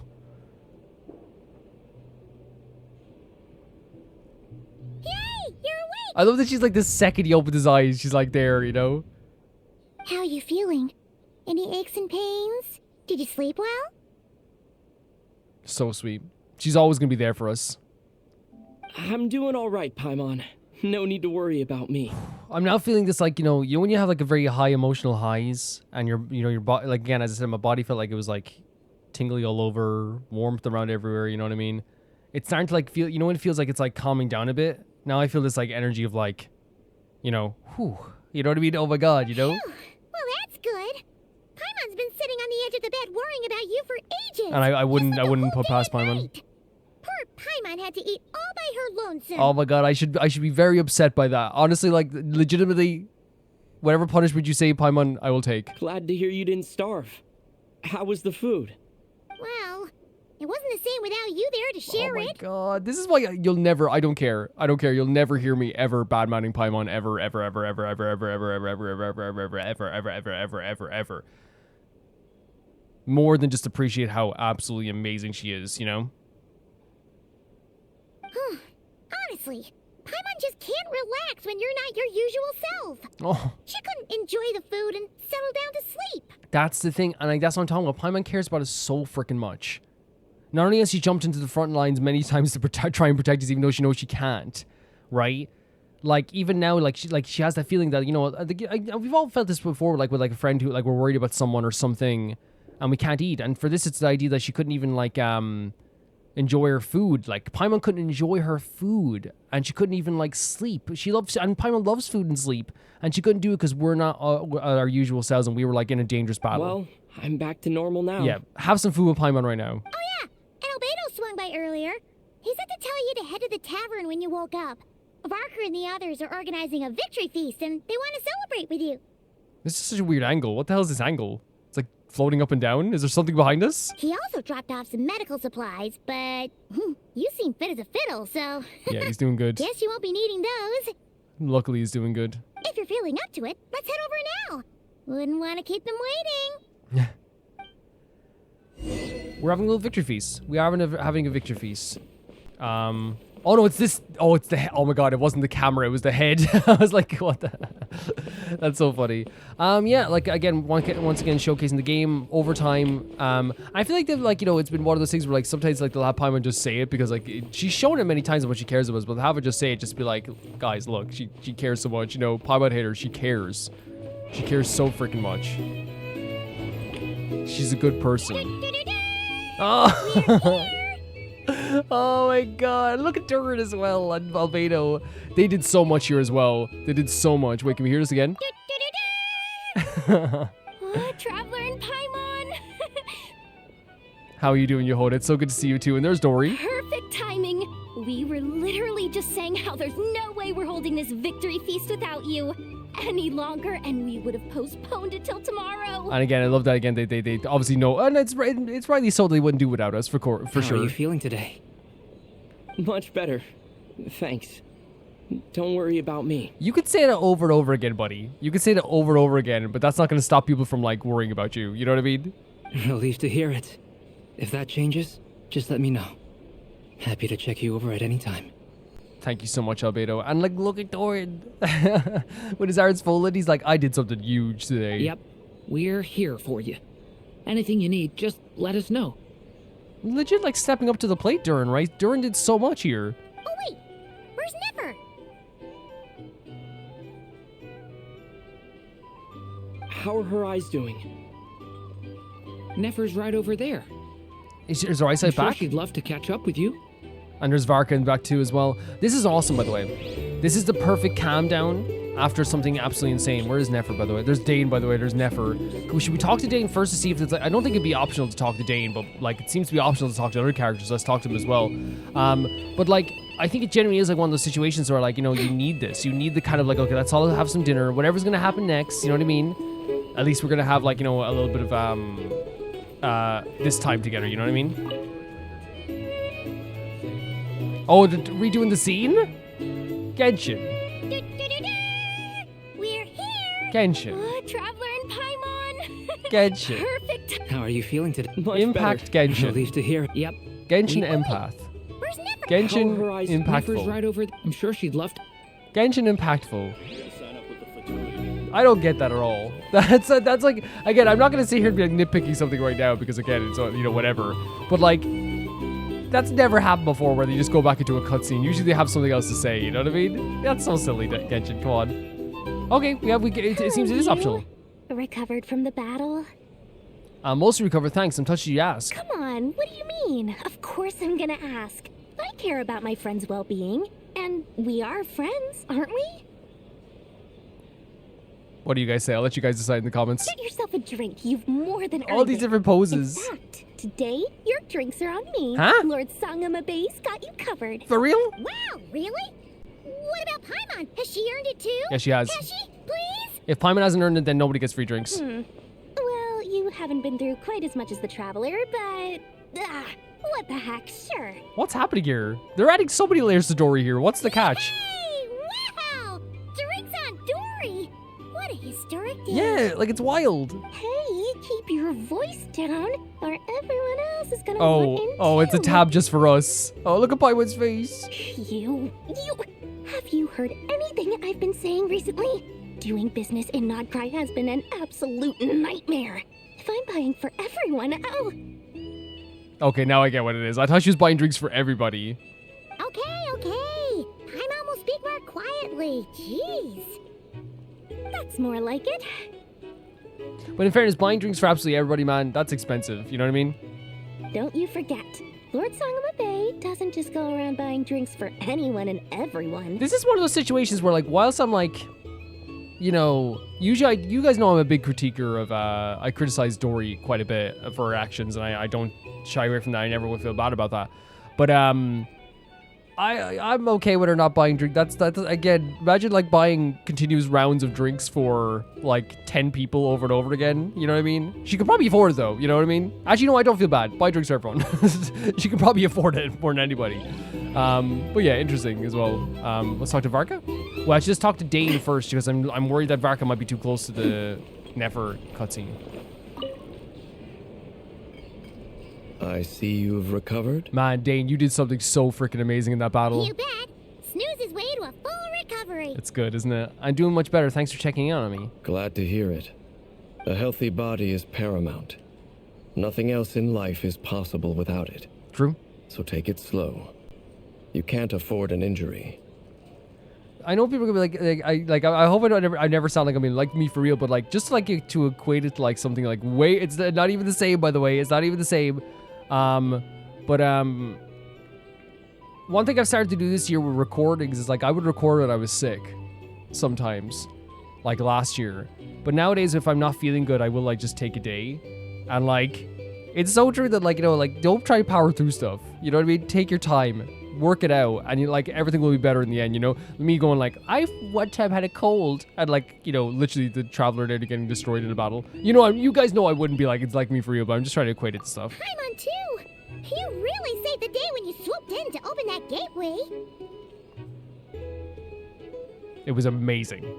It was one of the most amazing scenes we've ever seen. It was incredible. I came to accept that although Rerir was my friend in the past, Yep. here and now, he was an enemy that must Yep. be defeated. Absolutely fantastic. Yeah, that's exactly the way I thought you were going to go. Though I will never fully understand what happened between us, I could not let this crisis deepen And any that's further. the crux of this hurt. Why did he betray me? What, you know what I mean? He was trusted him. We fought a very necessary battle, and you played your part admirably. Wow, look at the line we're about to say here. Thank you. I know it was hard, but you'll get through this. To be able to like have Dane to support him emotionally means the world to me.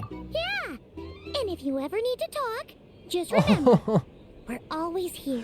Look how far we've come with our relationship with Dane. I'll do that. And he said he'll do that. You know what I mean? Like, if you really think about it, like, one of the best arcs in this game is the Dane arc, right? Like, if you think of it from the moment that we saw him all the way back then, in this first quest when he showed up in that tavern, right? And all those times that we had him where he was just like this character. At first, he was a character that was like, we don't know who he is, but he keeps coming up to us and like and giving us all this information. Over time, we've gotten closer and closer, and I feel like now we're like, to get to a point where like, we say to Dane, hey, if you need someone to talk to, and he goes, yeah, thank you. You know, I feel like we're more emotionally connected to Dane than we ever have been before. That's so awesome. I'm more than happy with that. More than happy with that. I thought of 1,000 ways to congratulate you, but now you're here, words are failing me. It's okay.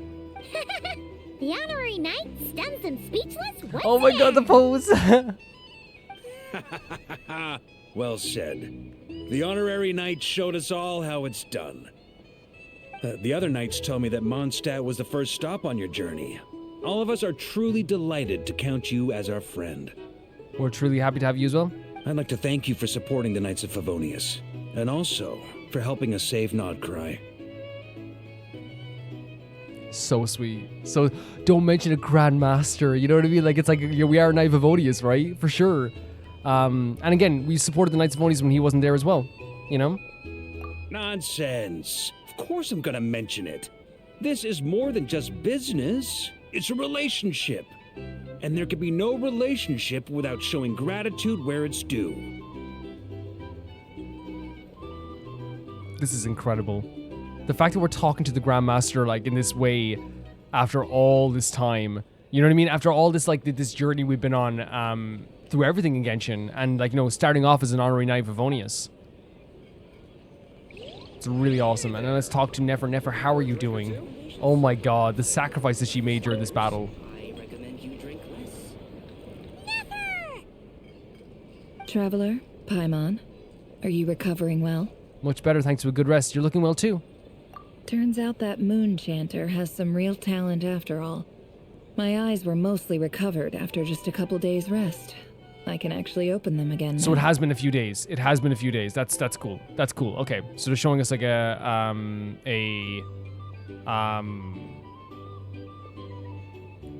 progression of time. Yeah, but you gotta be careful. Lauma says not to strain your eyes while they're still healing. Oh my god, Yehoda. Yes, thank you. I'm well aware. Yehoda, could I borrow you for a moment? I could do with an extra pair of hands. Yeah? Oh, sure. Coming. Did you hear that? I gotta go help Lauma for a second. You guys chat among yourselves. I'll grab us some drinks on the way back. Paimon, you still like 'em sweet? Oh my god, she thinks about everyone. She really does. You bet. Make it extra sweet, because Paimon's earned it. Heck yeah. Whatever Paimon wants, I'll pay for it. Sure thing. Yehoda's great. What a great cast of characters. You okay, Never? What's on your mind? The Raker of Solnari. Kind of a snake, don't you think? More of a wolf on my mind? Why are we saying more of a wolf? No, definitely a snake. A poisonous one who spewed his venomous hatred everywhere. Okay. Anyone who seeks revenge out of hatred for other people has become a snake. That's something my dad used to say. And it's so interesting as well that like her journey was one of revenge as well, right? It was. I guess he didn't like seeing people go down the path of vengeance. Perhaps. I'm sure it sounds like a very wise and open-hearted perspective to your ears. But me? I think hatred is a perfectly justifiable emotion. Okay. What else is left when everything you depended on in life gets stripped away? Wow. Something's gotta fuel that drive to keep on living. Well, look at your life. I see a lot of things you can depend on. Yeah, things have changed for Nefer, but like at the time when she was getting revenge, she didn't have a lot to depend on. She didn't. And so I don't think she's like wrong in saying that hate is a justifiable emotion because like, again, she should have hated those people. You know what I mean? I'm not going to look at her and be like that, like you shouldn't hate those people. Like those people are horrific. They're horrible. If you're worried about me, you can nip that in the bud. It's not being nipped. I'm not someone who gets stuck in the past. Well, it's a matter about you being stuck in the past. We're going to care about you forever. It's just... I suddenly feel like I was wrong to call my father a liar. There we go.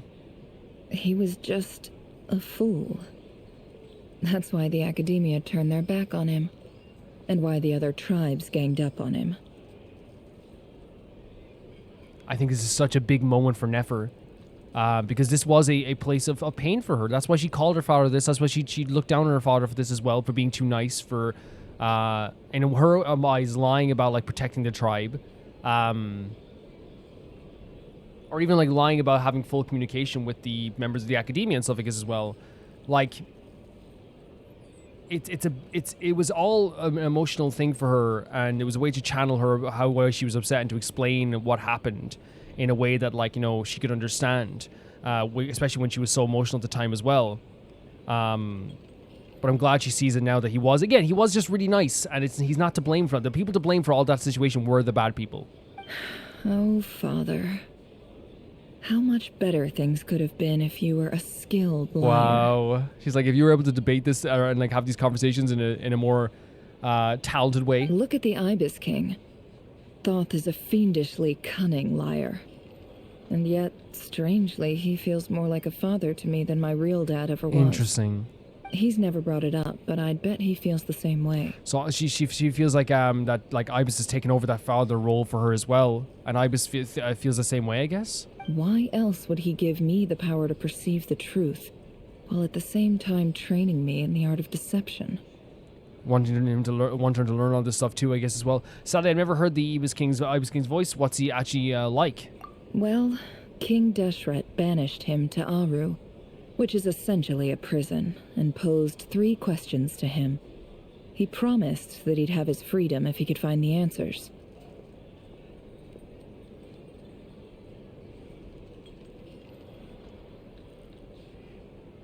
Okay. So sometimes just to reread stuff as well, just say, again, it's not a big deal. But you guys are always okay with that too, so. His response was to take on a physical form and approach me, hoping that I could become his envoy and search for one of the answers on his behalf. Oh, okay. Did he really think I'd fall for that? He's stuck there. He can't make me return what he gave to me. Wait, so he gave her this power to like try and find these answers, and Nefer's like, yeah, like this is mine now. Sounds like he was nice enough to you. You definitely sound like a father and daughter. So that's enough for you to decide he's nice, is it? No, that's not what I would say. I don't even think of it that way. Like I am like 100% like Nefer. What like it's I don't know your relationship with him or him personally. He's a prisoner, and he was scared. So he decided to perform some good deeds to win people's approval. I acknowledge that fully. He lives in fear because he's a deceiver. How is Rerir any different?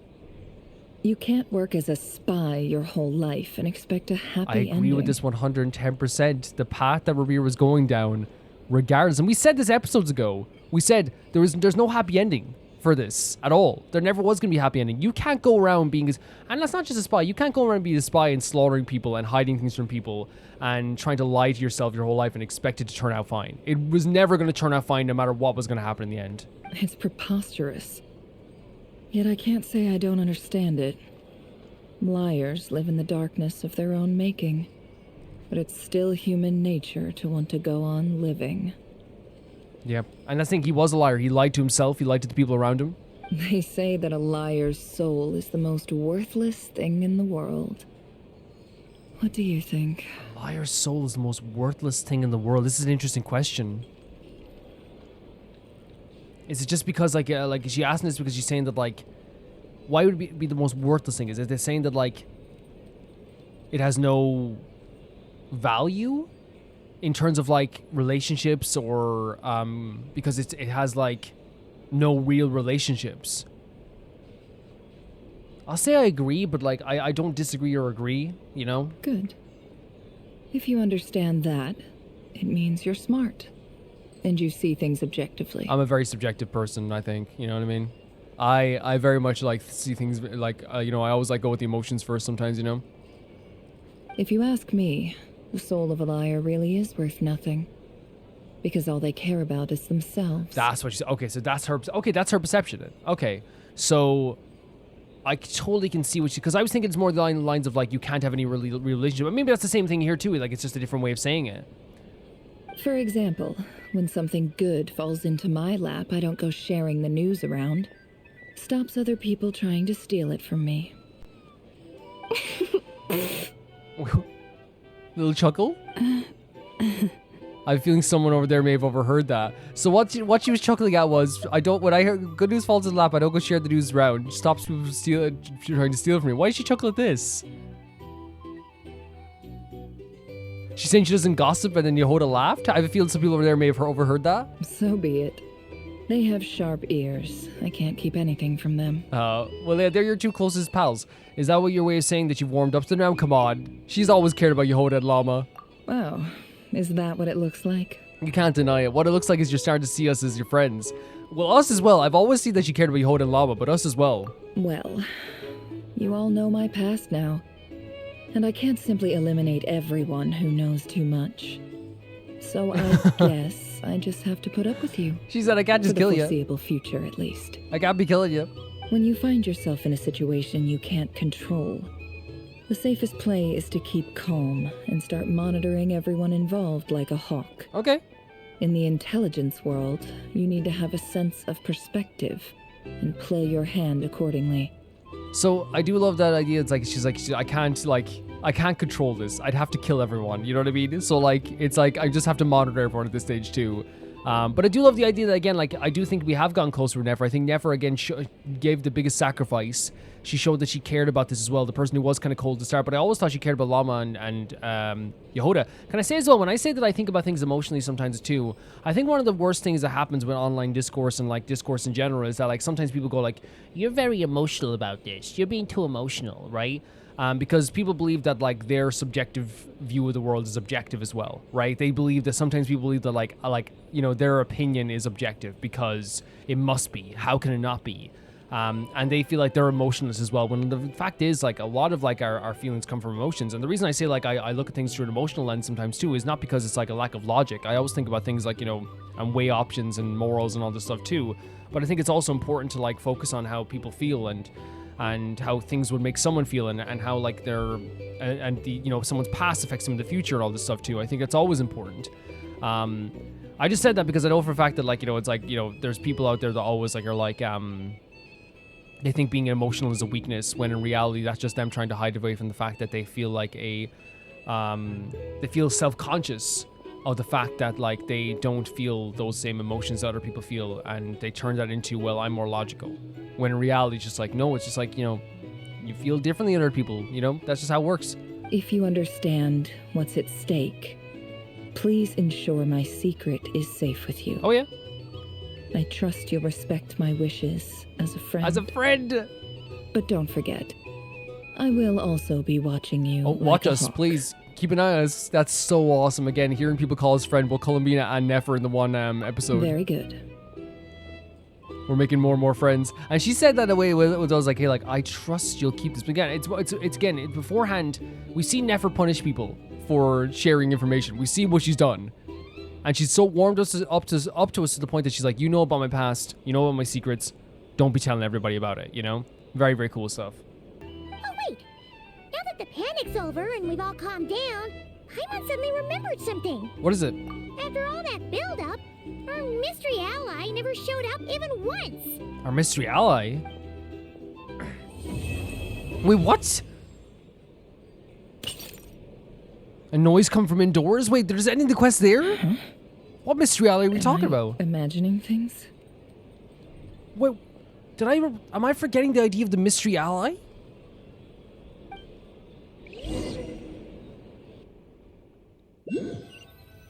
Who was the mystery ally? So, that What? close colleague who stayed behind with you? What's he been up to recently? We have a knave and marionette tea party here with Paulina as well. Oh my god. Wait, I'm trying to remember like the mystery ally thing. Again, it's one of those things where we've been through so much that like I don't. What did they mention the mystery ally?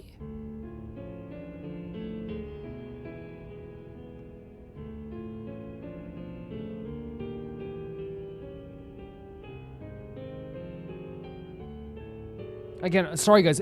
Sometimes I'll blank it, so please let me know. Please let me know what it is as well. Wait.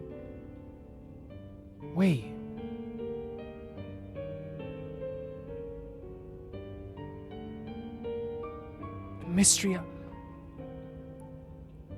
You know when you have like a celebrity's name in your head and you can't get it and it's like boggling your mind? That's what's happening right. There's something like unblocked in the back of my brain that I'm like, what was it?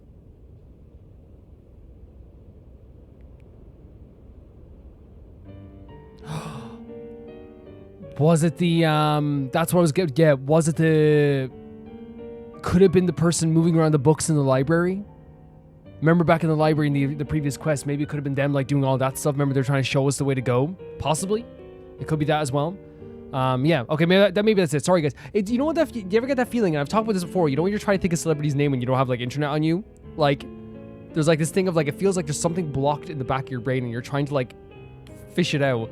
Okay, let's go on with this. I can't wait to see what this conversation is going to be like as well, especially between these two. So the close colleague who stayed behind, what has he been up to recently? Don't know, don't care. Oh my god. I get more normal human interaction from hanging out with Bosco 2 than him. Oh yeah? So who is the one we left behind? Would that be... Who stayed behind with you? Who would that be? It's not Tartagula. Would it be like... one of the other Harbingers? Although, now you mention it, he hasn't bothered me in a while.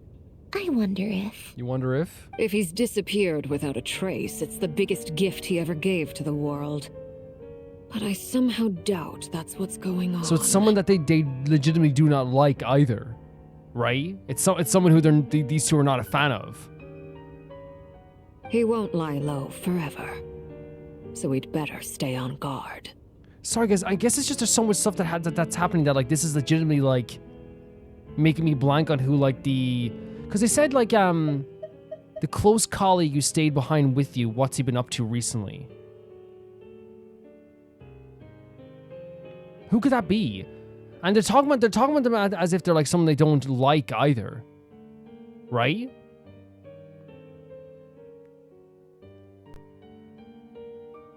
I was thinking like, could it be if there's someone that they think is like a really bad person?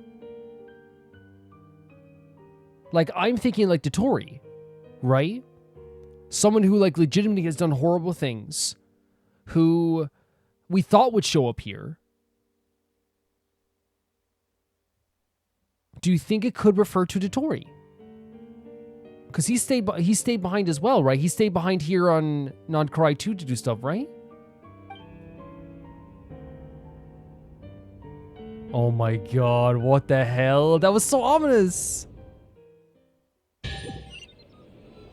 Right? Listen, we're not even done. We're not even nearly done. But like, well, we are nearly done, I'd say. But you know what I mean? It feels like, you know, there's another quest on. I think what like that's a really ominous, like very like scary conversation.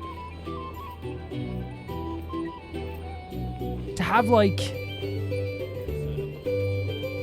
the marionette and the knave both be like, if this person just never showed up again, it'd be the best thing that could happen. And if it's a colleague, it's a harbinger. Then I know the harbingers aren't all like these great people, but the one I'm thinking of the most that is the bad person of the harbingers, the one person that like I've always said since the beginning, which by the way, I think I said this beginning that this is what I wanted. If this is the Dory, this is what I've wanted since the beginning. I've wanted the other harbingers to be like, he sucks. You know what I mean? He freaking sucks, dude. I know there's like voice lines you can hear as well about the Dory and that stuff too. But I wonder if it is the Dory, and if it is, that's incredible. They're like, he sucks and he should never show up again. Because again, like, let's not lie about this. The Dory, like, yes, cool design, pretty design, really amazing written character, right? But by God, one of the most morally bankrupt characters in the history of video games. Just an absolutely horrific person. But the reason why that's ominous is that, like, it was a very short conversation, and then they zoomed out on the Fatui facility. The Dory was... Well, we could told us the Dory was here. They wouldn't just say this for nothing. Do you think that if that is the Dory that they're talking about there, that we could have a possibility that, like... What if, like, Act 5... It's the Dory? What if Act 5 is the Dory? And, like, he's still planning something behind the scenes. That'd be really cool. That'd be really cool. Again, it's one of those things, if it is a thing where, like, Rear comes back and we're going to be fighting Rear in Act 5, that's going to be cool too. But, like, I wonder just with the way they set that up, is it going to be a thing where the Dory's going to show up for, like... Or it could be an event. It could be something that too, you never know. Because I think that, judging by the way things went last year, maybe you guys will correct me if I'm wrong, there was a birthday event that happened between then, right? So, like, there could be an event that happens in between then that's big too, right? Before they do, like, Act 5 or something like that too. And again, we don't know if it's going to finish in Act 5 either. It could be, like, Act 6, Act 5, whatever. But we'll see how it goes anyway. That's what I got from that conversation anyway. Let's go talk to Nefer anyway. Very, very cool conversation. Dory! Ah, Lord Sangama Bay. How lovely to see you. I must thank you for the device you provided. It was an enormous help. Would I be right in thinking that it was developed by the Academia? I love that, like, again, of course, Never would know this, a former member of the Academia. Why come and ask me when you clearly know already? It's conversation stuff, Dory, you know what I mean? Imagine, am I right in saying it was made by the one of the prettiest men in the Academia? Yes. I mostly came to thank you. That's more like it. A little gratitude goes a long way with Lord Sangama Bay. I bet it does. Play your cards right, and you might even stand a chance of becoming my long-term supplier. The chance to work with such a kind and charitable investor as yourself would be a great honor for the Curatorium. And that's what's so crazy about this too, is that, like, this whole start, like, our first ever hearing of Nefer was, like, Dory being like, please do not do business with her. Huh? Charitable? Who said anything about charity? First time hearing about it. Nefer's so cool. Like, I've never seen someone making, like, just crossing your legs to be like, it's like she invented it now. You know what I mean? She's just, like, sitting there so cool all the time. Let's see. The first plot of land you purchased in Krai, your desert interests, and... Stop! What do you think you're doing? Exposing my all the information that she has. It's nothing to hide from. They're all perfectly legitimate investments. Sure. And some of the land you purchased was with the intent of building a sanctuary? Yes, I heard about that too. Building a sanctuary? How did you... You're a curious case, Lord Sangama Bay. You don't like people finding out about your good deeds, do you? So she's actually doing good, and if Nefer's saying this, then you believe it as well, right? But I'm afraid no matter how hard you try to keep things under wraps, where there's a will, there's a way.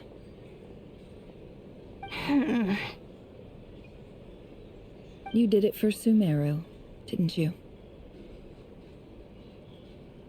This is insane. It was empty land that was gonna go to waste otherwise. I figured if I built something there, it might at least get some use in an emergency. Is this the sanctuary that she had? No, that's a different place that Kaveh designed, right? By the way, like, her using Kaveh and, like, being, you know, and doing the death thing with Kaveh doesn't excuse, like, any, like, you know, like, her doing a good thing after that doesn't excuse all the stuff that she's done before, in my opinion. Disasters are capricious things. They strike without any warning. I've lost family to a disaster before, and I don't want to lose any friends or business partners if I can help it. The layers that they've added to Dory in this, like, this one quest. Like a completely, like a different character. My elder sister used to dream of finding a sanctuary. Somewhere with plenty of food, water, and medicine. Where everyone could live happy lives. It was something I looked into, but after discussing things with the Dendro Archon, I decided on a more effective strategy. The tech people handled the tech, and Moneybags provided the Mora. It just made the most sense. It's a pity that so few people know the truth about you. Yeah. Everyone says that you view everything in terms of Mora, and all you care about is growing your own wealth. Oh, no. Here's the thing. Again, like I said, this doesn't, like, she has affected other people. She has tried to swindle other people. This is a factual thing. But, like, also, this showcases that she has layers to her character. There's things she cares about, you know? So, what's the problem with that? Everyone wants to be rich. It's human nature. So yes, I love Mora, and it's nothing to be ashamed of. That's not the part that people are ashamed of whatsoever. But surely you have dreams of your own beyond just making Mora. Yeah. You don't get it, do you? My dream is to invest in other people's dreams.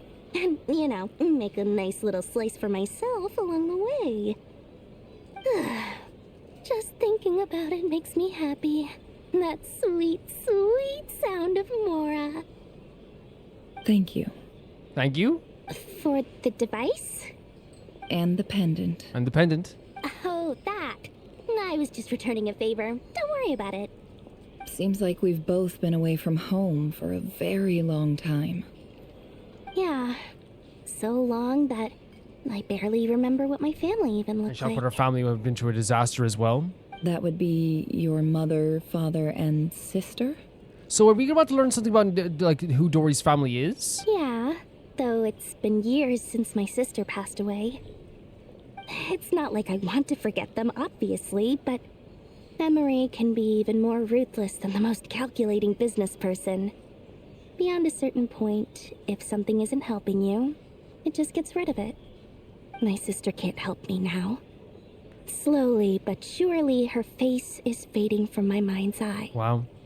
It's become a vague impression. That'd be painful, especially forgetting the what your sister's face looked like. Not everything will fade. When loved ones pass away, the beautiful memories are the ones that last the longest. Yes. Yeah, that's true. If you ask me, that's the one silver lining in all of it. Well, that, plus, I'm sure that life is much better now than it was back then. Hopefully. Oh, absolutely. I have tons of Mora, a big beautiful house, business is booming, and I'm as happy as can be. So it sounds like she obviously did go through, like, a lot of, like, horrific things and survive, you know, having to survive as well. You've got a lot going for you too. Boss of the Curatorium of Secrets? I'm sure there's plenty of Mora to be made in that line of work. I appreciate the vote of confidence.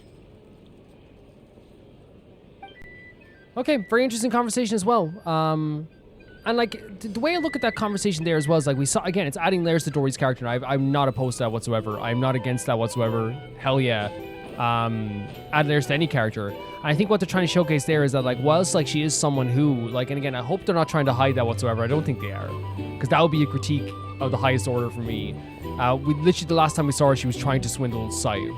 She was like, there's no, it's not even like a subjective thing. It's an objective thing. She was trying to swindle Sayu, and that's not investing in people's dreams, right? You know, we've seen also like how she has legitimate, and people can say, well, Kavik got his own debt. Well, here's my thing as well. I think debt collectors in general and people who like impose debt on people, you know, sometimes do take advantage of those situations where people are at their lowest or people are in a tough situation.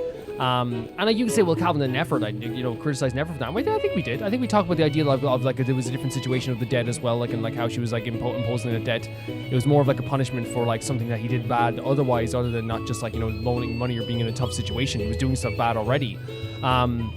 But like I think that like what like I don't want to just say that that's what they're doing, like they're trying to hide and sweep under the rug the other stuff that Dory, you know, says. And again, I'm not trying.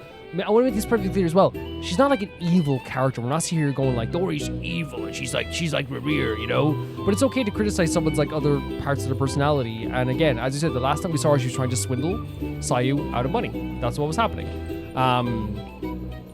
And it's interesting because like I'm so for adding layers to a character, because I think the way I would look at Dory's character now, if we add all the stuff that we've seen before that wasn't lies, by the way, and in this as well, we see a character who like does see the value in money to the point that she does want to make money for herself, but also at the same time too, she's also a character who does care about people more than she lets on, and does see like the, you know, the business partners and the people that she's met along the way as people she does want to protect. And I think that's a good, important way to look at it. Not just like, oh, she's like always been like such a caring person. I think that adds a better layer to her character than just being like, oh, the past stuff doesn't matter anymore. I think it makes her more interesting that way, personally. Either way, I'd be happy to oblige. How have you been holding up? Any adverse reactions? If you start to take a turn for the worse, make sure you tell me right away. You don't need to worry about me, Grandmaster. I'm fine. Oh. I mean, I barely did anything. What are you? So... Oh my god, do not say that. What? You're too humble, young man. Bro, like, did you see yourself there? You played an indispensable role Yeah. in the battle for Krai. We can't thank you enough You for were your standing support. there, or floating there, face to face with Columbina. Sometimes, when people praise you, it's because you deserve it. Yes. The best thing is to accept it calmly and with grace. Look at this lesson. It's important to learn how to respond to words of admiration. Love it. Absolutely love it. Again, I said before, obviously, like, you know, I said I wanted Vaughn to be the one to do it, but I think it's so cool seeing him learn from people. I think it'd be really cool to see like a Windbloom event where, like, you know, you see Dory interacting with everybody in Mondstadt. I think it'd be fantastic.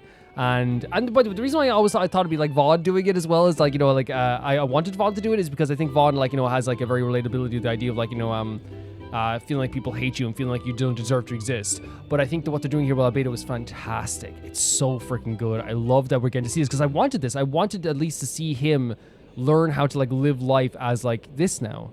Let's do a quick demonstration. Albedo. It's very sweet. That was an incredible feat of alchemy. The pressure was on, but you worked flawlessly at lightning speed to get the job done. Thank you. I can't take all the credit, though. Durin played a big part in forming the alchemical array. Yeah. See? Did you catch that? A masterclass in how to take a compliment. Okay. Yeah, I did work pretty hard to help prepare for the battle. No point denying that. This is so sweet. This is so sweet. And I think as well what's great about it too is, like I said, that's how you do take a compliment. You acknowledge the people that have done amazing stuff while also at the same time too being like, oh yeah, I did something good, you know? Hey, you guys! Seriously, great work everyone. You all outdid yourself. They did. Like these powerful entities that are our friends, by the way. Hey, look who's bounced back. Looking good, Trevor. I love you just sat beside him. Yeah. Seems like you've recovered. You won't need to take any more medication. Guys, this is legitimately like the Knights of Avonius sitting around a table in Nod Krai. This is incredible. You know what I mean? This is literally the Knights of Avonius. Grandmaster Varka, you know, like the chief alchemist, you know, Albedo, you know, new Knight of Avonius, like Durin clearly as well, honorary knight of like the Traveler, and then of course like Grandmaster Paimon. Can I get you a drink? Durin, that'd be amazing. Huh? You know how to order at a bar now? You've sure learned a lot recently. Oh, look at the smile on Ethan's face. Handling a drinks order is ridiculously simple compared to alchemy. Don't worry, I'll blend into society yet. You can do it. I know you can do it. Paimon believes it. You're clearly a fast learner, just like your brother. To be totally honest, though, Paimon didn't quite follow all the details when you first explained the plan to us. Yeah, I do like how we'll talk about that later. I love how they laid out the plan. I love how they didn't explain to us at first and that it's like kind of figured out as we're going forward. It's really, really cool. Don't worry, that's completely understandable. Unless you're a student of alchemy, it's hard to grasp the principle and how the process works. Yeah, and that's totally fair. Like, to have them explain it to us just makes sense in the end, you know? To put it in the simplest terms, we saw how our enemy stole the power of Kuvaki. And that gave us the idea of stealing his power to turn it against They him. literally used his, like, greed as a way to turn it back on him. When facing an enemy you have no hope of defeating, it's best not to engage them in battle. So, instead of looking for a way to overpower him, we decided to help Columbina get strong enough to at least stand up to him in a fight. Love it. Absolutely love it. And Albedo, like, you know, saying this so calmly as well. This is one of the best plans I've ever seen. For this to work, we had to analyze his modes of attack, confirm who his main target was, and make sure that he wouldn't go beyond the range of the alchemical array. And then never, like, freaking goading him to that attack too as well. So perfect. For added security, we prepared a total of 4 arrays. But to mitigate the impact of the battle, we identified one location in particular as the ideal spot, which is the so I didn't mean to alchemical skip array that. absorbed his abyssal power, Then Durin processed it to render it usable by Columbina. That power enabled her to do what would otherwise have been nigh on impossible. Yeah, and that's what I love as well, the idea of like, you know, it's almost like charging like a phone just enough, you know what I mean? Like giving that phone a charge just enough to get through it, you know? What surprised me was that Dainsleif actually agreed to join us. He understood in the end. He understood what he had to do in the end. Given his history with Rerir, he had every right to sit this one out. But we're extremely grateful for the decision he made. Yeah, and as you said, confronting a former friend in battle that can't have been easy at all. At all. It must have been a painful choice to make. But I'm sure that making a decision was far better for him than staying in limbo. Yeah, and again, like as we said, we're not going to clown on him for like, you know, because it wasn't him like being like, oh, my poor murderous friend. It was him being like, Jesus Christ, this is painful. You know, this is painful. Absolutely. Yeah, it's a really, really difficult situation. He was torn between two paths, but in the end, he made his choice and stuck to it resolutely. That moment was amazing. He doesn't strike me as the sort of person who'd stay trapped in limbo for long. He's always moving forward. He's always, yes, he's like always like, you know, has a grudge from the past, but he's always like moving. Like every time we see him, he's like in a different location, you know? Anyway, however you cut it, everyone gave a stellar performance. And now it's time to kick back and celebrate. Heck yeah. I love the acknowledgement of like how well Dane did there as well. How everyone did. Like the plan was like really, really, really cool. The idea of using his greed to back at him was, oh wow, a second tea party. That's the only reason you're here. Oh my god, we're getting spoiled. We are spoiled. Yes, I've thought a lot about it, and I've realized that you, me, and Arlecchino should be friends. Yes. Oh my god, best buds. Let's go. I love it. I think this is very important. So I felt I had to come and tell and you. And again, the idea that she's coming out of her comfort zone and coming directly to somebody else to be like, I want to be your friend. That's a huge deal. Well, this is a new one. I'm so moved. I can't even hold my teacup. If that's all you can No, leave now. Marina, come on, let's go. Do you not want to be friends with me? No. Or is it that you prefer being co-workers? She's like, you know, she's asking, are you being too professional here? Man, the Marionette does like being friends. She likes being around you guys, but I think it's just also difficult for some people to admit it. What is this, Columbina? Are you deliberately testing my patience threshold? Probably. Right now, my politeness module is active. But if you say another word, I swear I'll shut it down. My politeness module. If your politeness module was active, wouldn't you say the word please at some point? She will never stop being that sister who like, you know, they're sisters and she's trying to like, you know, basically like get on her nerves all the time. Polonia, please see Lady Columbina to the door. Oh, come on. Please be friends. Will you still invite me to your next tea party? Oh my god, oh my god, oh my god, oh my god, oh my god, oh my god, oh my god, oh my god. What? Come on. Yes, I think you will. Bye-bye, dear Sandrine. Can I say this is perfect? This is absolutely perfect. This is perfect. This is a perfect conversation. Wait, we showed up here as well? Very cool. Very cool. I love that we showed up here to check on the Marionette as well, because she was an integral part in this whole journey as well. But like the reason why that conversation is so good is the Marionette showed up and said, and it's like almost like acknowledging, hey, I want to be your friend. So whatever I say from now on, please understand that I say it from a place of love. And then they went right back into being that like sisterly bickering, the sibling bickering. Went right back into it. And I think that's so perfect. So perfect. Right? Like, because it's not like, it's not just them being like, because they could have just done the scene where like they hugged each other and be like, I'm so glad. But instead it was like, I want to be your friend. Okay, but I know we were already like cared for each other. Let's get back to that bickering. You know what I mean? And she was trying to get on the Marionette's nerves. And then she says, are you going to invite me to your tea party? Yeah, you will. You know, knowing that she will be invited. Such a good scene. Catching up with a friend. Very good stuff. Last time the Wild Hunt escorted you out. Would you rather I handled it myself? It's funny. I think the only person she hasn't talked to like this is the Knave. I love that her whole life is just like people being like, hey, how's it going? And her going, do you want to go to the door? Do you want to leave? You know? Because she's so guarded. She is. She's very guarded about her emotions, which is fine, you know?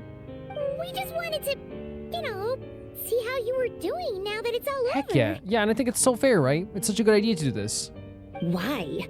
Out of concern for my safety?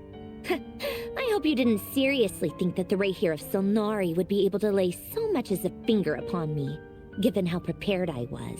I mean, you are pretty tough. You are pretty tough, of course. You are. Mostly because You kinda helped us out, so we just wanted to check you were okay. Looks like all your robots are fixed, huh? I spy books and teacups on the table. Afternoon tea, so we are interrupting after all. Oh, don't you worry about that. Tea time is already a write-off. The visitor before you managed to kill my appetite. Oh my god. She's so frustrated. Again, she adores being around the damsel. But again, it's also like, again, it's that sibling who gets on your nerves, who you still adore. If you're in the mood for tea, go ahead and help yourself. Otherwise, it's going to waste. Again, this is Marionette. You know? Fine, I had an extra chocolate bar and I was going to throw it out anyway. Take it, you know? My coasters are still missing in action, though. Use this notebook instead. A notebook? What are you giving? Whoa! Pretty hefty notebook. Look at all those calculations. So she's like, you want us to use this as a coaster? You can ignore those. They're just dumb scribblings. Yeah? I doodle and write in my free time. Sometimes I remember the distant dreamlike past. Sometimes I imagine the far-flung future. Okay. And other times, I grit my teeth and note down all the crazy nonsense going on in the present. Some people do the crosswords in the newspaper. This is my equivalent of that. Trying to predict the future is like daydreaming, and writing about the present just makes me furious. The past is my favorite. If nothing else, it's already set in stone, so I don't have to rack my brains trying to figure it all out. That's such an interesting perspective, right? Because like it's like the idea of like, you know, having to like look forward is pain. I feel that you can't. Well, some people can, but I love that idea of like, hey, like it's not like for her, like it's not annoying to look at the past in some ways because it's like, yeah, like I know what it is. There's no surprises there. Huh. Although, having said that, the only vaguely interesting memory in my past is probably that guy they call Lord Artificer. Artificer? Elaine Guillotine.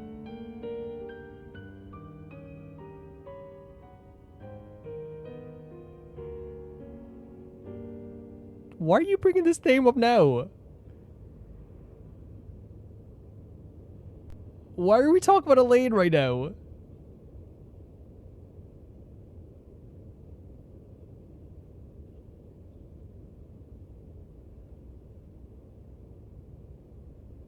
I mean, I know like she like does clockwork stuff, but why are we bringing up Elaine right now? Who else? Pretty much all the Mecha and Fontaine are his personal Yeah, I know he was like handiwork. he was responsible for that technology, right? Like he kind of like ended up being the person that like kind of like was he created the clockwork mecha, right? But like what, like guys, I'm sorry that I was like Elaine, and then like like a chill came over my body. I was like, why are we mentioning this? Wait, are you saying you know him? Like, personally? Yeah. As a friend? I mean, I guess we were friendly enough. So you've actually met him, but he lived hundreds of years ago. Yeah. Yep. In fact, I'm probably the only normal person left who knew him at all. That's insane. Imagine being the last person who knew this one person. The last person. We used to chat occasionally back when he was still around. Before he passed away, he asked me to destroy all his manuscripts. Yeah? I honored This is his request, but I did read through everything first before destroying My them. heart's pounding right now, because obviously while like she's just reminiscing about this stuff too, it's like it's such a shocking name to bring up all of a sudden. I guess it relates to Clockwork Mecha, but still. I mean, I couldn't let the genius of Lord Artificer Alain Guillotin disappear Alain like Guillotin. that. Would have been such a waste. I guess so. So, that's where the formulas in your notebook are from? So she's saying like that she just chat occasionally. He wanted to destroy the manuscripts, but she actually read everything beforehand. So she's saying he didn't want him to disappear without like someone else knowing his knowledge. I just told you, those are my equivalent of crossword puzzles. They're just dumb formulas that I solve for fun when This I'm is bored. like my heart was started pound like I was literally just like wait, like it's the first time we ever heard it being said out loud, by the way, because it's always been in World Quests. But I was like so taken back. Alain's work was like epic poetry. The formulas in my notebook are just silly little riddles in comparison. Well, she praising him highly, as you would. Not that there's anything bad about them. I mean, at least, solving those riddles isn't going to hurt anyone. Except me, because I lose a few brain cells in the process. Okay. Anyway, while we're on the topic, I might as well tell you about what happened to him and his friends. What do you... Alain Guillotin had 2 close buddies, Renee and Yeah. Jacob. They spent their childhood years together in the Nazissenkreuz Institute. We're seeing this image again? Imagine people who didn't do this world quest. This would be their first time seeing this. Right? This would be their first time seeing this image.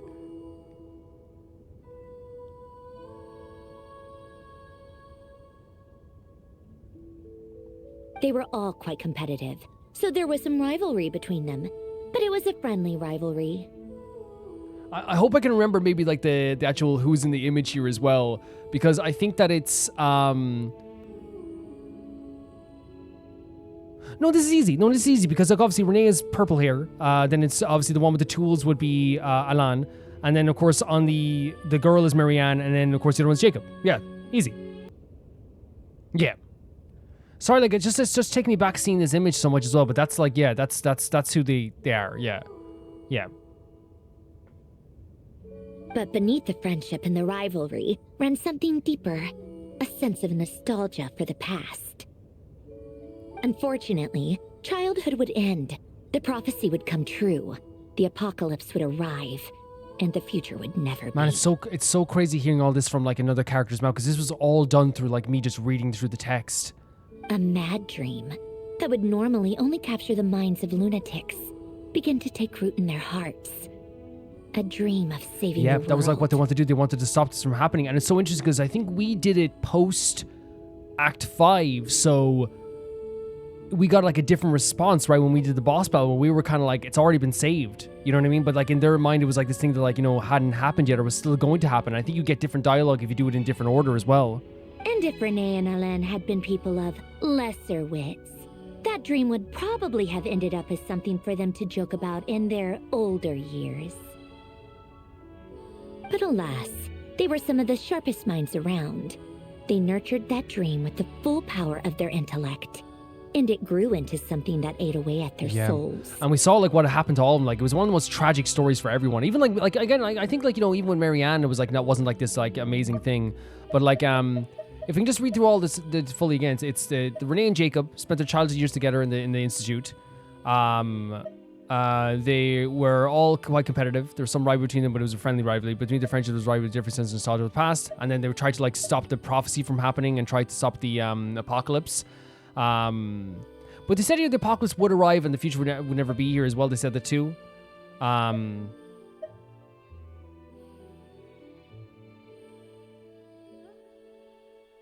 They say like a future would never be a mad dream, so it's like their future never became something because it would normally capture the mind of lunatics.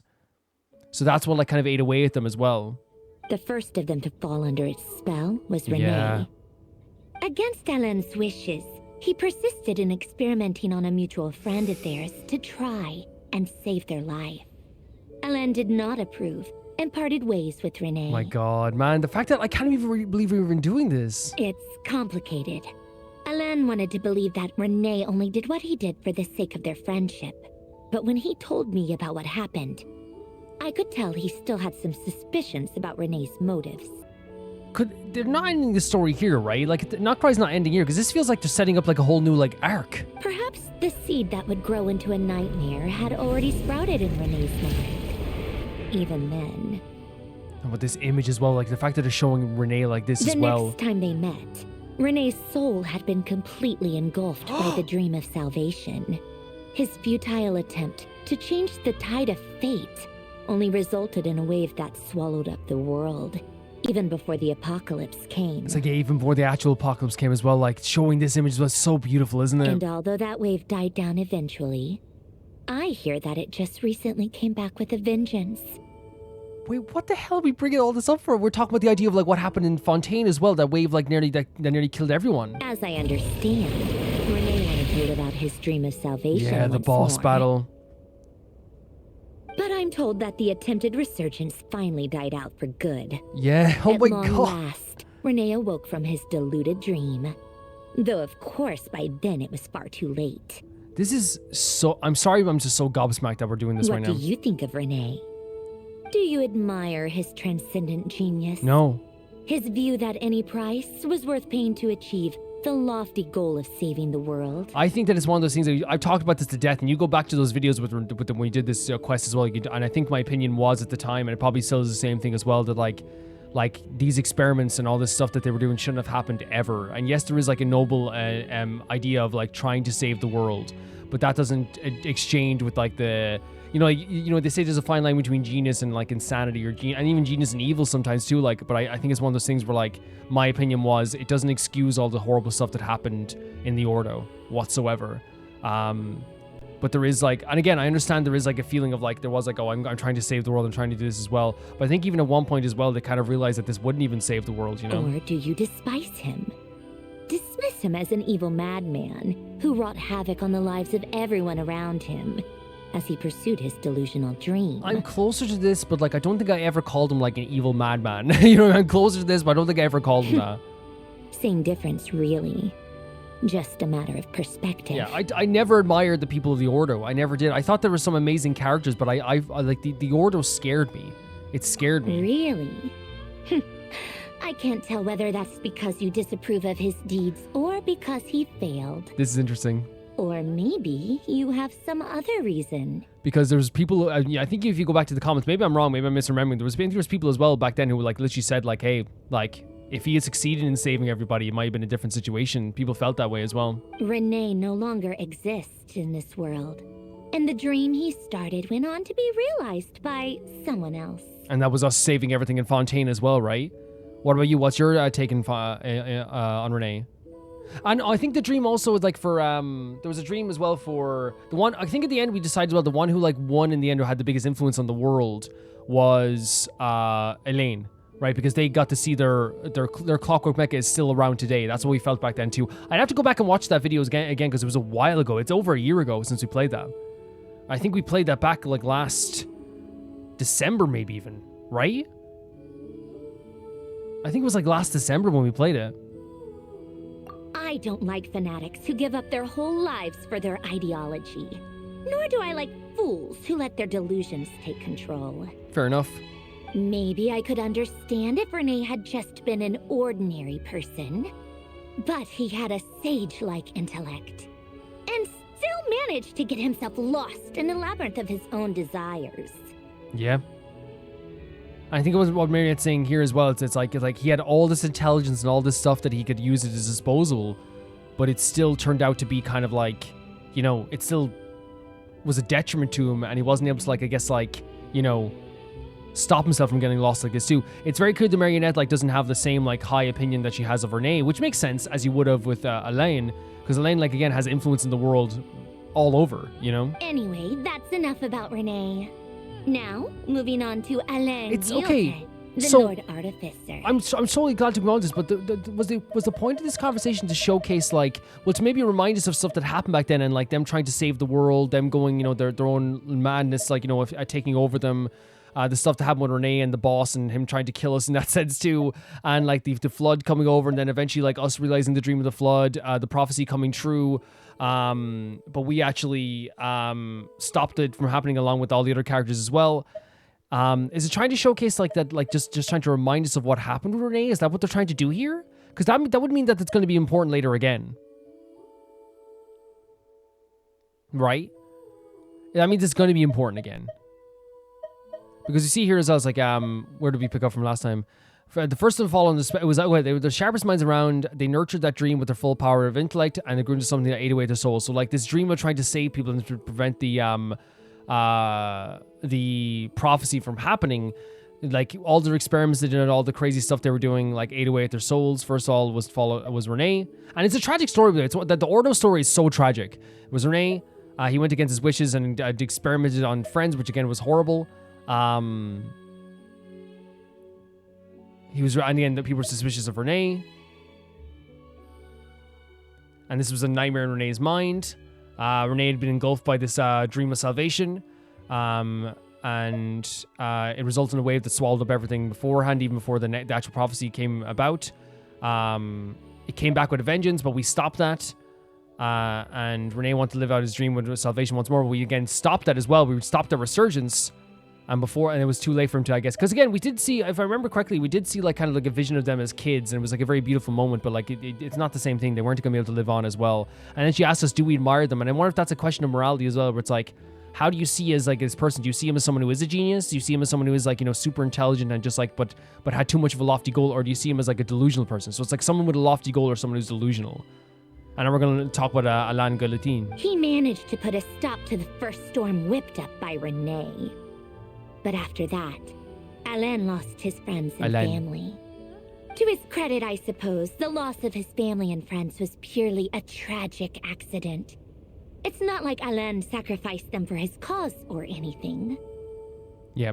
And again, I want to say as well, like the Ordo story, as I said, is tragic, by the way. It is tragic. So I don't want to make it seem like, even like if you see here too as well, the idea of like,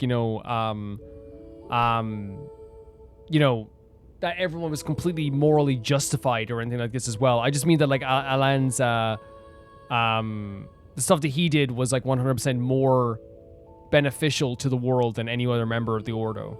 After that, the only thing supporting his work was the same dream that had dragged his closest friend down to the abyss. But although the desire to save Fontaine drove him to found the Fontaine Research Institute, Alain continued to reject any form of transcendental knowledge or power.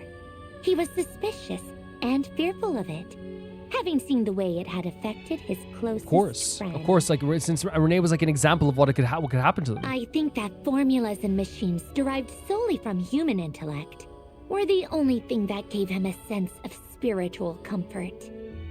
That's also an interesting point as well. Like these cold machines were like weren't going to be like corrupted in the same way Renee was. Yet Alain's intellect was simply too great.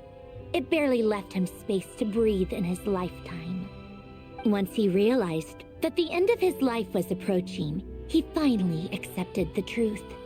The Nazissenkreuz Institute needed someone, and a human being, to see its story through to the end.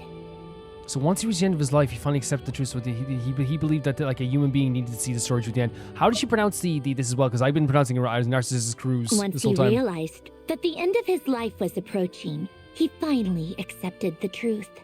The Nazissenkreuz Institute needed someone. Nazissenkreuz. He quit working on his formulas, trading them in for the fairy storybook tales stuff that had played such a formative role in his childhood, but which he barely touched in his like in all the life. stuff. Remember with like the water animals you talked. Remember with like the frog and like that was such a fun quest as well, wasn't it? With like them, with Marianne and all that stuff too. Oh my god, man, what a time!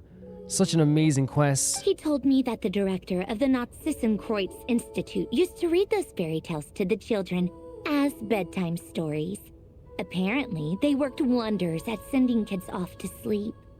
And this was the director, right, as well. And you know what's so interesting about that too is that like we know since the start of Genshin, like one of the first story quests is about like someone taking a fairy tale book. Like fairy tales can be real. I think that all he wanted at that time in his life was to be able to sleep deeply without being plagued by depression. Oh. By that point, nothing else really mattered. This is what I was talking about when we were like in like a storybook. Remember, we were like in these we were talking these characters created by a story and by a fairy tale. It was so beautiful. At the very end, he laid down to rest in the ruins of the former Nazissenkreuz Institute orphanage, while the Fontaine Research Institute he had founded continued tirelessly with its work.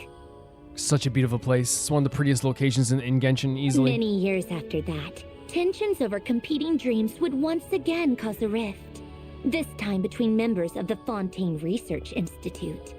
But the actions of those fools had nothing at all to do with Alain. So yeah, nothing to do with him at that point. And that is the story of two people from the Nazissenkreuz Institute who both wanted to save the world. But both did in different ways, right, as well. Like, and again, like, it's like almost like witnessing, like, when what happened to Renee, and then trying to like do something himself, like to carry out that story of the Nazissenkreuz, where he like, I guess like what you're saying is like he rejected the formulas and all this work that he was doing with clockwork stuff and traded in for like more of like the more magical fairy tale aspects of stuff too, like as we saw that stuff like as you said with Marianne and all that stuff too.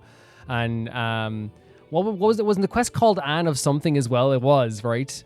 Amazing quest. One went all in on his fantasy of salvation without ever looking back, and ended up calmly sinking to the bottom of the deepest sea.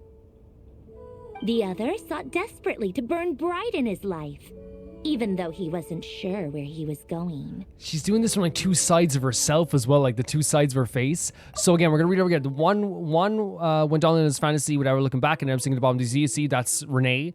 The other sought desperately to burn bright in his life, even though he wasn't sure where he was going. There was no idea of like where he was going to be heading. There was always uncertainty.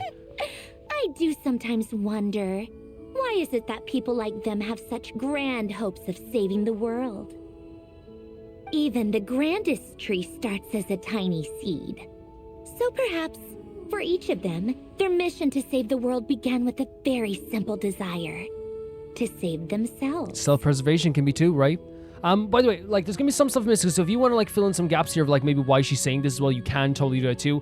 But, like, I'm just letting you guys know that after I watch this, after I finish this video and upload the video and all this stuff too, I'm gonna go back and watch my old, quest, because I remember, like, all this stuff, like, as I said, we talked about this stuff with, like, the characters and the what happened and the order and all this stuff too, but I feel like it'd be good to watch my ending discussions and then read over the comments again, because again, whilst, like, it's one of those things where, like, it's one of my favorite stories, I'm not going to deny as well that, like, it's so normal to, like, not remember every single detail from a story that we literally did nearly a year ago at this point, you know? They were young children with friends and family who mattered to them, desires to explore the meaning of life, ambitions to have a successful career. Yes. They didn't want to see all of that taken away. And that's such an important note, even if, like, you swoop. can see, like, oh, it's like this selfless thing, it also is, like, you know, not wrong for people to, like, want to, like, not die, you know? And even though, again, we don't agree with the methods, but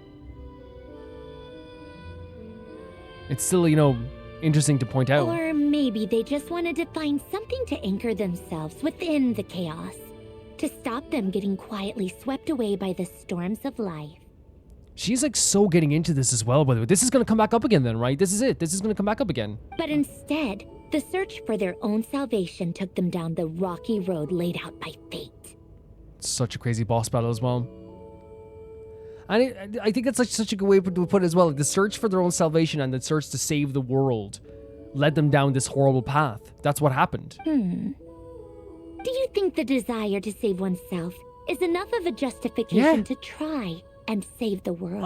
I would never, ever, that's not the part I would ever have a problem with. The way you said that sounded just like Alain. I asked him the same question back when he was in his prime, putting all of his energy into his work. Yeah, and here's the thing, I'm not saying that, like, you know, like, people, like, because I don't think it's a selfish, it is, you could say it's selfish, but I think it's actually, like, a selfless thing through self-preservation, and that's not a bad thing. You know what I mean? It's one of those situations where, like, if you're, like, you know, if you're, like, driving, like, a bus and, like, it's about to go off, like, a ravine, and, like, your reasoning for, like, doing such crazy tricks to try and stop from going a ravine is to save your own life. In the end, if you were able to save everyone's life, which they didn't save everyone's life in the end, by the way, it actually turned out to be very bad. But, like, if you know, at the end, it's like, hey, I don't care if you were trying to save yourself, you saved me too, you know? He gave the exact same answer as you did. Wow. No elaboration, just a quick short answer before getting right back to his work.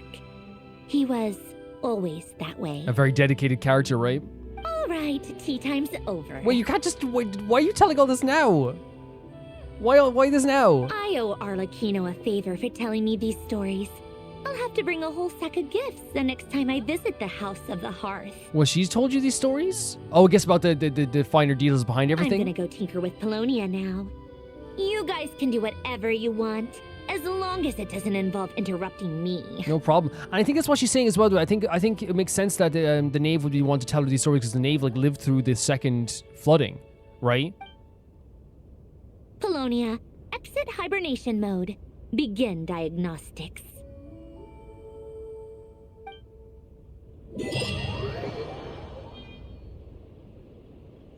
Is that it? That's it? Wait, so I don't. Is that can't be the end of Nod Krai? Like, I mean, I'm not saying it wasn't a perfect, like an amazing ending. Like, it was an incredible battle with, like, some amazing cutscenes. But those type of conversations usually happen at the end of a region, right? Like, that's like the conversation where, like, it sets up something else. She was referencing, like, the stuff that was happening with the Ordo to the point that now, guys, I'm getting chills now that she stopped talking about it. Like, now I'm thinking about, like, why was this brought up again? Is it just to talk about, like, the idea of, like, maybe the fact that, like, the Ordo was going to come back up? Maybe it's it's a reference to like, you know, something that they're trying to do here as well with the idea of saving life. Maybe there's a character in their story who's doing stuff, horrible stuff. Like, you know, I don't think it's a reference to Dory, but like the idea like where Dory is like doing stuff and maybe he's actually trying to do something, which again, that doesn't excuse, as we always said, it doesn't excuse the bad things you did. But there's a reason she brought this up now. And I'm wondering the exact reasoning for it. Well, let's be honest here. It's because it's going to come back up again, right? There's going to be something either in the next region or this region where it's going to come back up again that something is going to... And it's interesting that, like, I don't know, the last conversation you had with the knave was about Totori. And I'm not saying it's Totori where we're going to have a story where, like, Totori is, like, again, because I think you could compare Totori to, like, the idea of Renee, right? Of the idea of, like, doing something for your own... And, like, again, she said the idea of self-preservation. Doing something to help yourself survive. And I wonder if, like, it is a story where, like, Totori is, like, trying to do something. The reason he's doing all this stuff is for self-preservation. But maybe also to save other things too. I want to make clear, that does not excuse anything Dory did if he did that. It does not excuse it. You cannot redeem Dory. It's impossible. It literally is impossible. But I don't think it's redemption we're talking about here. Whatever the reason she brought this up to talk about the idea of not just of two characters who went down the wrong path, where they tried to save everything, but in the end it started eating away at them, and they became something that they couldn't control and couldn't contain. That's what I'm getting at. She for some reason she wants us to hear the story again of two characters who had a mission in mind, but ended up having that mission eat away at them, and they became something that, and the whole Ordo became something that they didn't recognize at the start too, especially like what happened with Renee as well. It was a blight on them, but it wasn't an attempt to save the world. That doesn't excuse what they did. That doesn't excuse what happened at the Ordo. The Ordo was absolutely terrifying, but like it was an attempt to save the world. Right? That's what she... So for some reason, we're being asked how we feel about characters who are trying to save the world, but in the end would fail to do so. Do we see them as a madman, or do we see them as like something like, you know, that's just like, you know, in that would like, was a madman or an evil man, or like someone who's like incredibly intelligent, just like lost their way? Do we see Elaine what did they say again? Elaine as like someone who is, someone who had lofty ideals or was delusional. Wasn't that what they said as well? Like, I think it was... Well, we can... honestly, I can go back as well, and like we'll take a video from the last 15 minutes there as well. We'll take a video for the last 15 minutes and we'll talk about that again as well. There's so much to talk about. I'll be back in 1 second, and maybe we'll even stand on this rock over here as we talk about it. What an image here to stand up and see as well. Okay, so I think we can definitely start off this... Oh my god, you're so cool, Navia. You're so cool. She's so cool. I think we can definitely start off this by looking at the first video I took here of this as well, which was this video here. And I want to kind of like take a look at the actual cutscene itself again. Now I'm going to turn down my volume so it won't be full volume because I record my voice over it as well.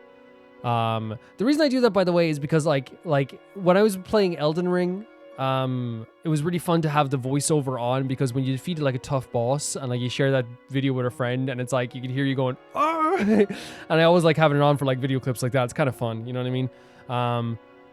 So here she's like saying what you become, and again trying to goad him into this as well, right?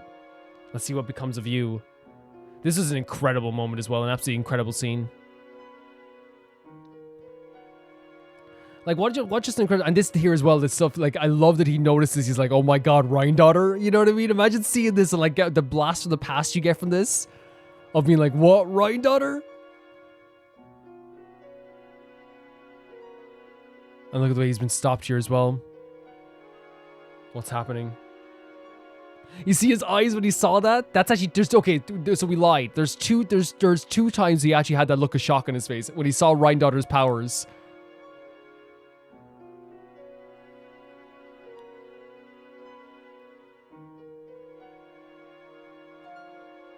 His powers are none. I love the way they did this, by the way, where they showed us the plan afterwards. It let us be a little bit surprised, while also like you know, having this cool telling technique. So obviously they get power, so they quickly power his power into Columbina, right? So they used an alchemy array to convert his power into usable form. So they took his power and then put it into Columbina to fight against Rerir.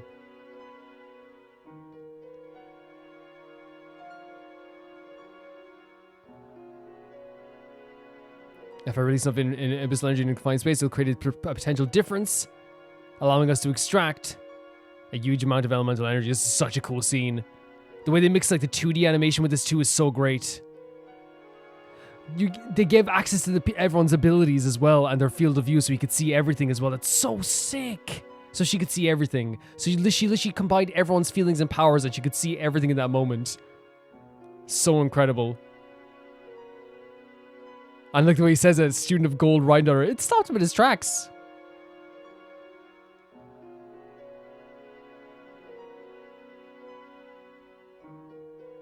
And then moving the pushing out of the way here as well.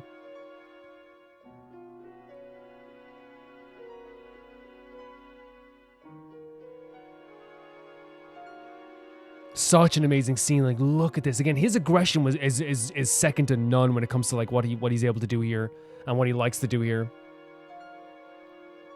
Honestly, yeah. Look at this. It's like two Power Rangers fighting this guy, and he's so disgusted that she was using her own power. And she's like, "You did that too, you know? Again, your arrogance."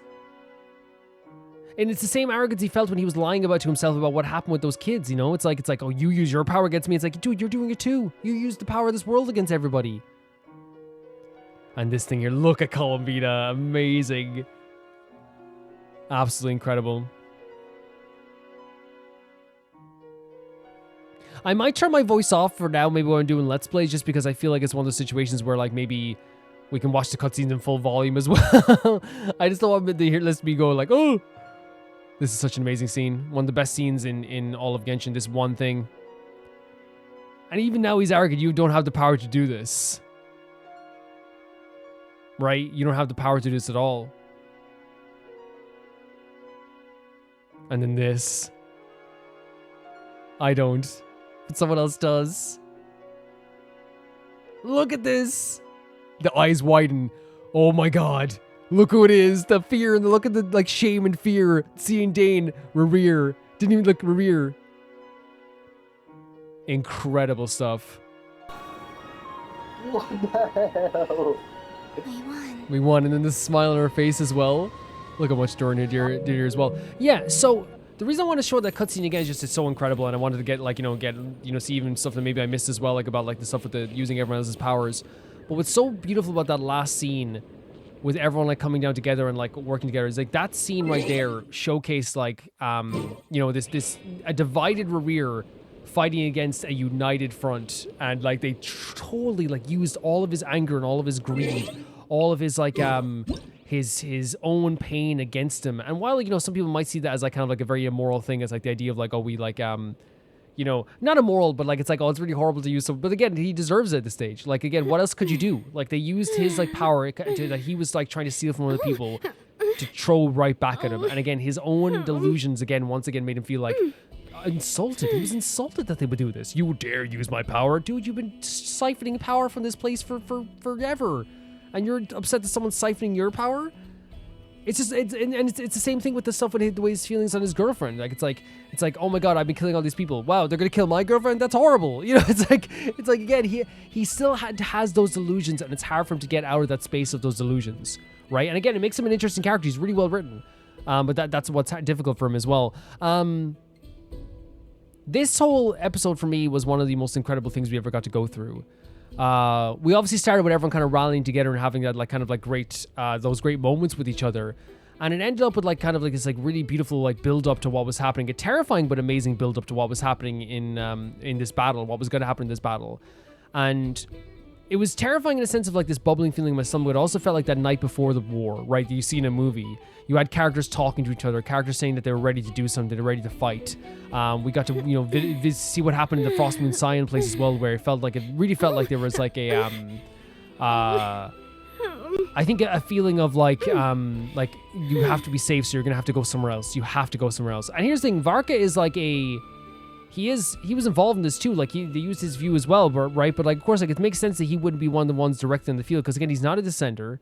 He's not like he's not like what do they call it, like not a grandmaster, a priestess of the Frost Moon Science. He's not like a creation like Dory or Albedo. He's not like a harbinger and a moon goddess like Columbina. You know what I mean? It makes sense that like he wasn't directly on the battlefield, and like that's the thing. Like, look who got injured the most on the battlefield was like a character like Nefer, who does have this amazing power that was given to her by like one of the pillars of King Deseret, but she still is like the character who like I would say is the most vulnerable on that field too, which made her sacrifice even more amazing. You know, she's absolutely incredible. But yeah, there was like this a really amazing build up, whether it be this conversation like we had at the Frostmoon Science, you know, talking to Albedo and Durin, and how they kind of like realize as well, like you're not going to be able to kill this character. We're going to have to do something else to kind of like plan this out. The meeting that we had together, like having a drink together and talk about our plans. And again, I love that story-wise that they didn't tell us what the plans were. I love that. I adore that like we got to figure it out. Because sometimes you can tell us the plan, but I think also as well, like this idea of like us trying to like think what's going to happen here, and then over time we figure out like in our own time as well was a really cool thing too. But I thought that was done so well also. I thought they did such a great job with that. The conversation between Dwayne The Rock Johnson and Stone Cold Steve Austin. No, the conversation between Dane and Columbina, while there was like this not one-to-one relation, there was like a relation of feelings and like this kind of connection between the two where they could actually talk to each other. And there was like a real emotion from Dane too, which again, as we talked about this before, and I won't harp on it too much because we talked about it so much in this episode. But again, it's like it's really like I don't think that I think people could misinterpret it as Dane being kind of like, you know, man, I don't want to hurt this guy because like, you know, he was once just a good guy. It was more just a case of like an emotional thing for him. It's like, can I do this? Can I face him? Which is totally understandable. We use the relation of the idea of like someone finding out like, you know, their mother was like a murderer. And it's like, yes, you're not going to feel sorry for the mother. Yes, you're going to feel sorry more for the victims than anything else. But it's also important to be like, man, that's probably tough on Jerry, you know, his mother, man. You know, it's like one of those things where it's like how that stuff works. It's really, really, horrible, but I understand why Dane was like taken back, because I think Dane's journey has always been a journey of like keep going, trying to punish these sinners. And it ended up here now with us like witnessing his how do I say it? With witnessing the what happened to Rear and understanding what happened to Rear. And now he finally, for the first time in years, had to look back and be like, man, at one point I loved these individuals and I had such a love for Rear. I had such a care for him. He had such a care for me. And it's so interesting now, like that it's probably one of the first times he's had to do that. And of course it's going to stop him in his tracks. And that, again, makes him an interesting character. I think the least interesting idea would have him be just right away be like, I will kill them all anyway. It's more interesting to have a complicated character who says that they want to kill all these sinners, who says they want to punish all these sinners. But then when he's actually faced with the option to actually stop one of these sinners, it's a different situation, right? And we always say the best type of like writing is a character who says one thing but then feels another or does another. The character who says that smoking is abhorrent and then just quietly smokes to himself. But obviously it's a different situation where it's more like, I want to kill all the sinners, I want to get rid of all the sinners. But once he's actually faced with it and he has to realize and come to terms with it, it's a lot more difficult. And that just makes sense. It's so different, like between like, you know, it's the same thing as someone being like, I want to go bungee jumping, right? It's not the same thing, you know what I mean? I want to go bungee jumping. And you get to the top and you realize, oh, it's way too far down. And you have to work up the courage to still jump, you know? It's a different thing, right? But yeah, really it was designed by amazing my conversation there between the two of them there. Have you noticed I how think we it got shapes closer like a to Dane with the story too, and we've seen that throughout this entire chapter, even at the end there when he said like, yeah, I'll come talk to you when I need someone to talk to. We've gone from Dane being this like this information broker who's giving us like lore to being this like a really interesting character to getting closer to him every single time, to the point that like this time around he showcased how much he trusts us and he adores us. To the point that when we asked him like, hey, if you need someone to talk to, he said you can talk to me. That's a big step for Dane. That's a massive step for Dane. But yeah, we had the battle, and I love how everyone showed up early. It was so freaking good, and the box was there too. So like the idea of like, you know, it's shaking and vibrating, and that whole battle sequence was incredible. The actual boss battle itself, I talked about how like I went into this boss battle, like, you know, I would say like as confident as I am in every single boss battle where it's like, this is going to be tough, but I think we can do it, right? I think we can do it. But then I saw like the list of characters that are not my characters. So I have some of them, but you know what I mean? I was like, oh God, like this is going to be tough. But I think it was like on top of that, like it's not just like, oh yeah, these are all like, you know, characters I had. I think they really set this battle up in a way that like, yes, it has this like an epicness that we've seen before in Genshin, like not on a similar level, but like, you know, we have like the Natlan battles, the battle in Fontaine, the Ordo battle as well, all these like epic battles that feel epic. But this time around, this is one of the few times that I really felt like, can I do this? I was actually for a second being like, is this something that I'm going to get destroyed in? And I think that adds to like the idea of a 5 sinner, right? It's one of the 5 sinners. Is that like, I think if we went into this battle and like it was just a battle where like I was just like, okay, zim zam boop, boop, boop, boop, you know, I did this, well done, you know, and he didn't have like a lot of health, he didn't have a lot of this stuff, you know, we didn't defeat him, by the way, you got him down to half health. Not even half health. I think it was like was it half health? I forget entirely, but yeah. So it was one of those situations where like I'm glad that the battle terrified me in a way on a mechanical level as well. So like it's not only just on a story level, because we have battles that scare us on story level stuff all the time. Even like, animation level, like where we fight like a big gigantic dragon and it's coming towards us and stuff like this too. Like that's terrifying too. But like this was on a mechanical level as well that I was worried, like, am I going to do this? Of course we did in the end, of course. But like, there was a split second there where I was thinking, is this going to be a big problem for me? Which is a good feeling to have, because like we rarely have that sometimes, and I think that emphasizes the power of like a sinner, even if like, he's not even a full form. But yeah, the plan was to trap him in one place, using the power from Rhindaughter, using an array, and basically put all of his power and shoot it back at him, because it was pretty impossible to fight him just head on naturally. And they're going to put all that power into the Damselet, where she would then like put that power all the way back at him as well. And the way they did that was like utilizing the abilities and the viewpoints of every single, most of the characters in the crew that we had here as well. My time with And Espina Durin would basically like channel that power back into is worse than Abeda not was doing the carrying array. one at Durin all. channeled that power back into the Damselet, and she shot it back at him, and then was able to trap him and send him back through the Moongate with the help of Dane, who was opening that Moongate as well and maintaining the opening of the Moongate also. That whole scene was incredible. We talked about there how incredible it is. My heart was stopping. Like I was like my arms were tingly. My whole body was like getting warm. It was really like a very crazy feeling to see this as well. Like I was actually like really amazed like by because it's so shocking to be like how many amazing cutscenes are in Genshin.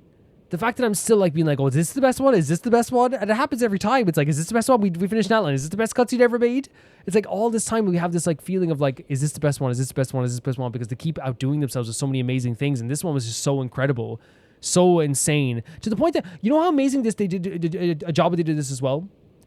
Rhaenyra was built up as such a scary entity in this game that at the end of this, when they were still trapping him and putting him towards the Moongate, you know what my first thought was in my head? And I didn't get to say this out loud, but I remember thinking in my head, I was just like, he's going to break free, isn't he? He's going to break free and absolutely murder somebody here. That's what they did to build him up in my mind. The fact that like this is one of the rare times when we fought this, I think I compared it to like the feeling of the Knave, the way the Knave just absolutely trounced us, just absolutely destroyed us. But I think it's like a different feeling as well, because this was more of like, I knew the Knave probably wasn't going to try and kill me, but here Rhaenyra's capable of anything. He is. So when he was getting brought up to Moongate, even as he was like, it seemed like we were winning, there was still a feeling of like, he's going to break out of here and kill someone, isn't he? He's going to destroy somebody right now. My time with I still Espina felt that taught way. me that carrying an And I think that's a unreliable testament to how weapon good the worse writing than is not of this carrying character, one to at the all. fact that I was scared that he was going to still win in the end of this act. That until Dane showed up, I still thought there was a chance he was going to win. When I saw Dane, I was like, okay, that's it. I was like, that's it, Which was an amazing scene, by the way, for Dane to come back at this time as well and to be like, look. And all he said was Rhaenyra and just sent him through the Moongate. And I think it was so important for Dane as well, because he realized in the end that, yes, this is once a person I loved, but that doesn't excuse the fact of all the stuff that he's done. We can't just let this guy roam free.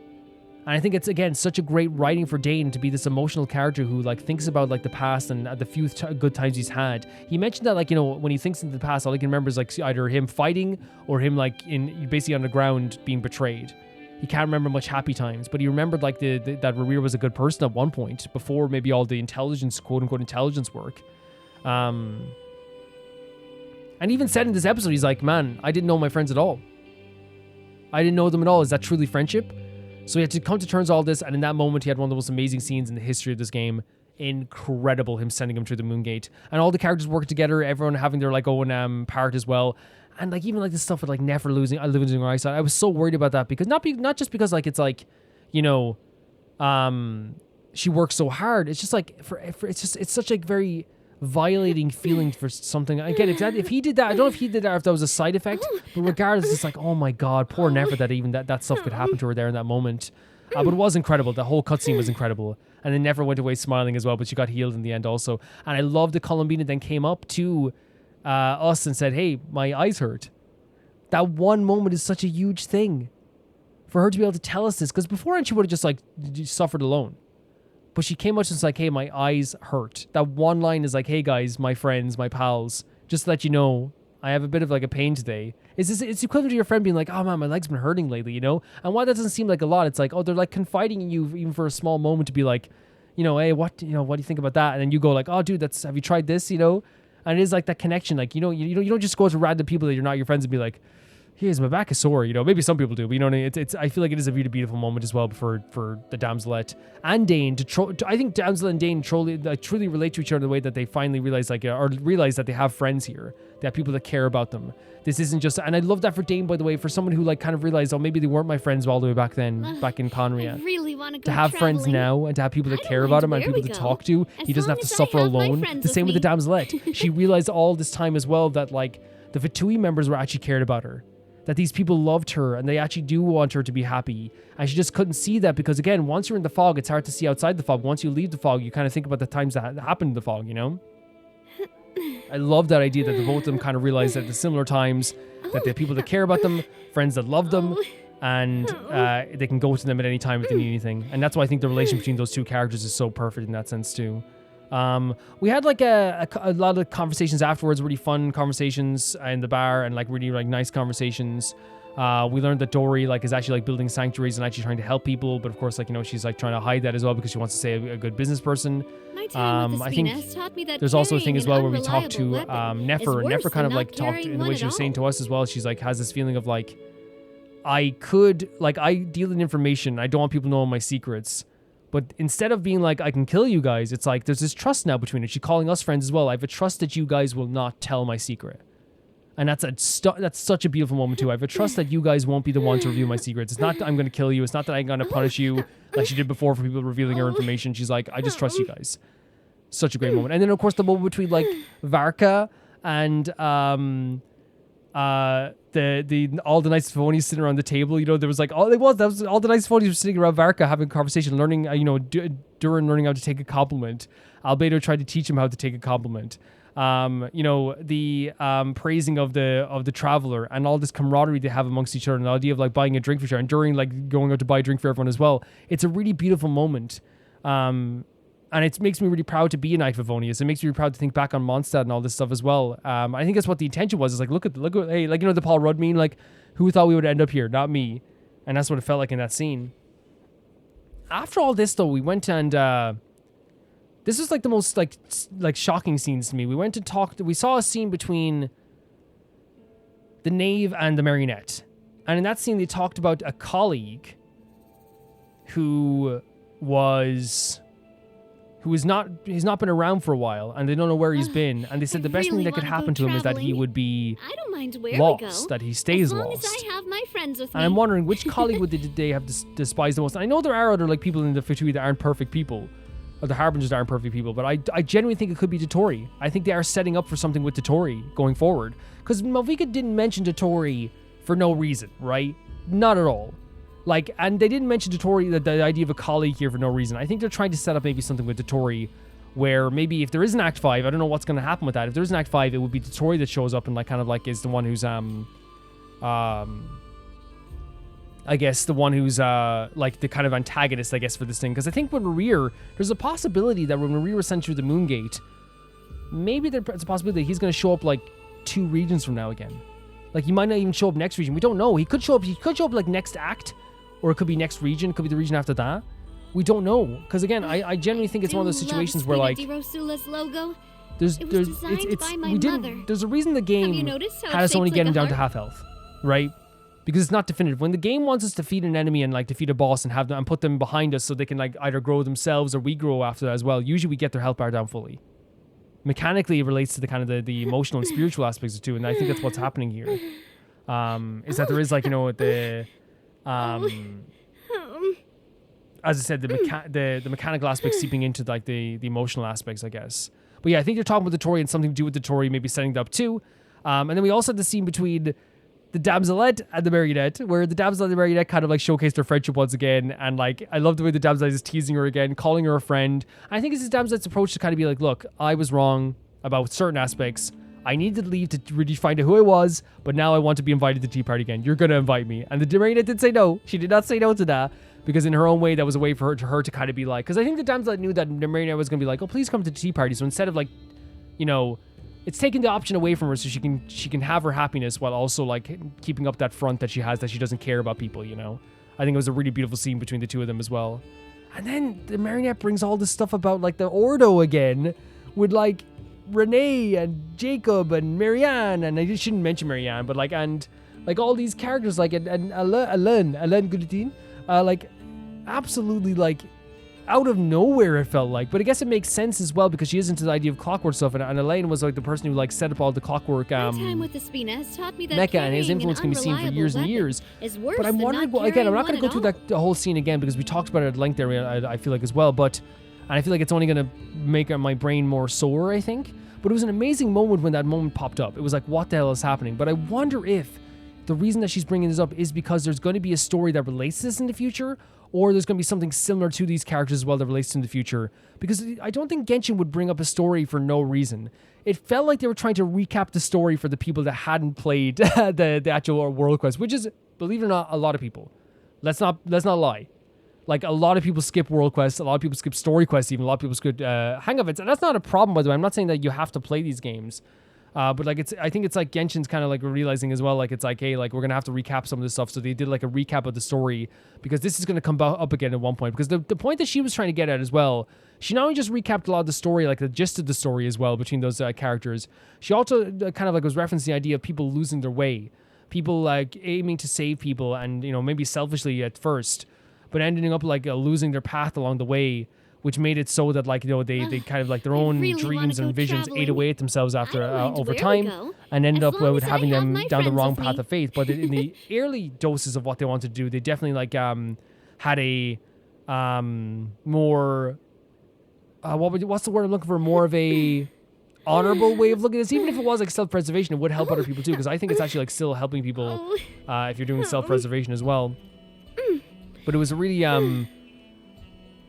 interesting scene, and that's what I'm getting from this. It's like, because we know the story. I'm gonna go back and recap it though as well, like look at my own discussions from this as well, look at the comments stuff like that too, because I think it's a good idea before whatever we go into next.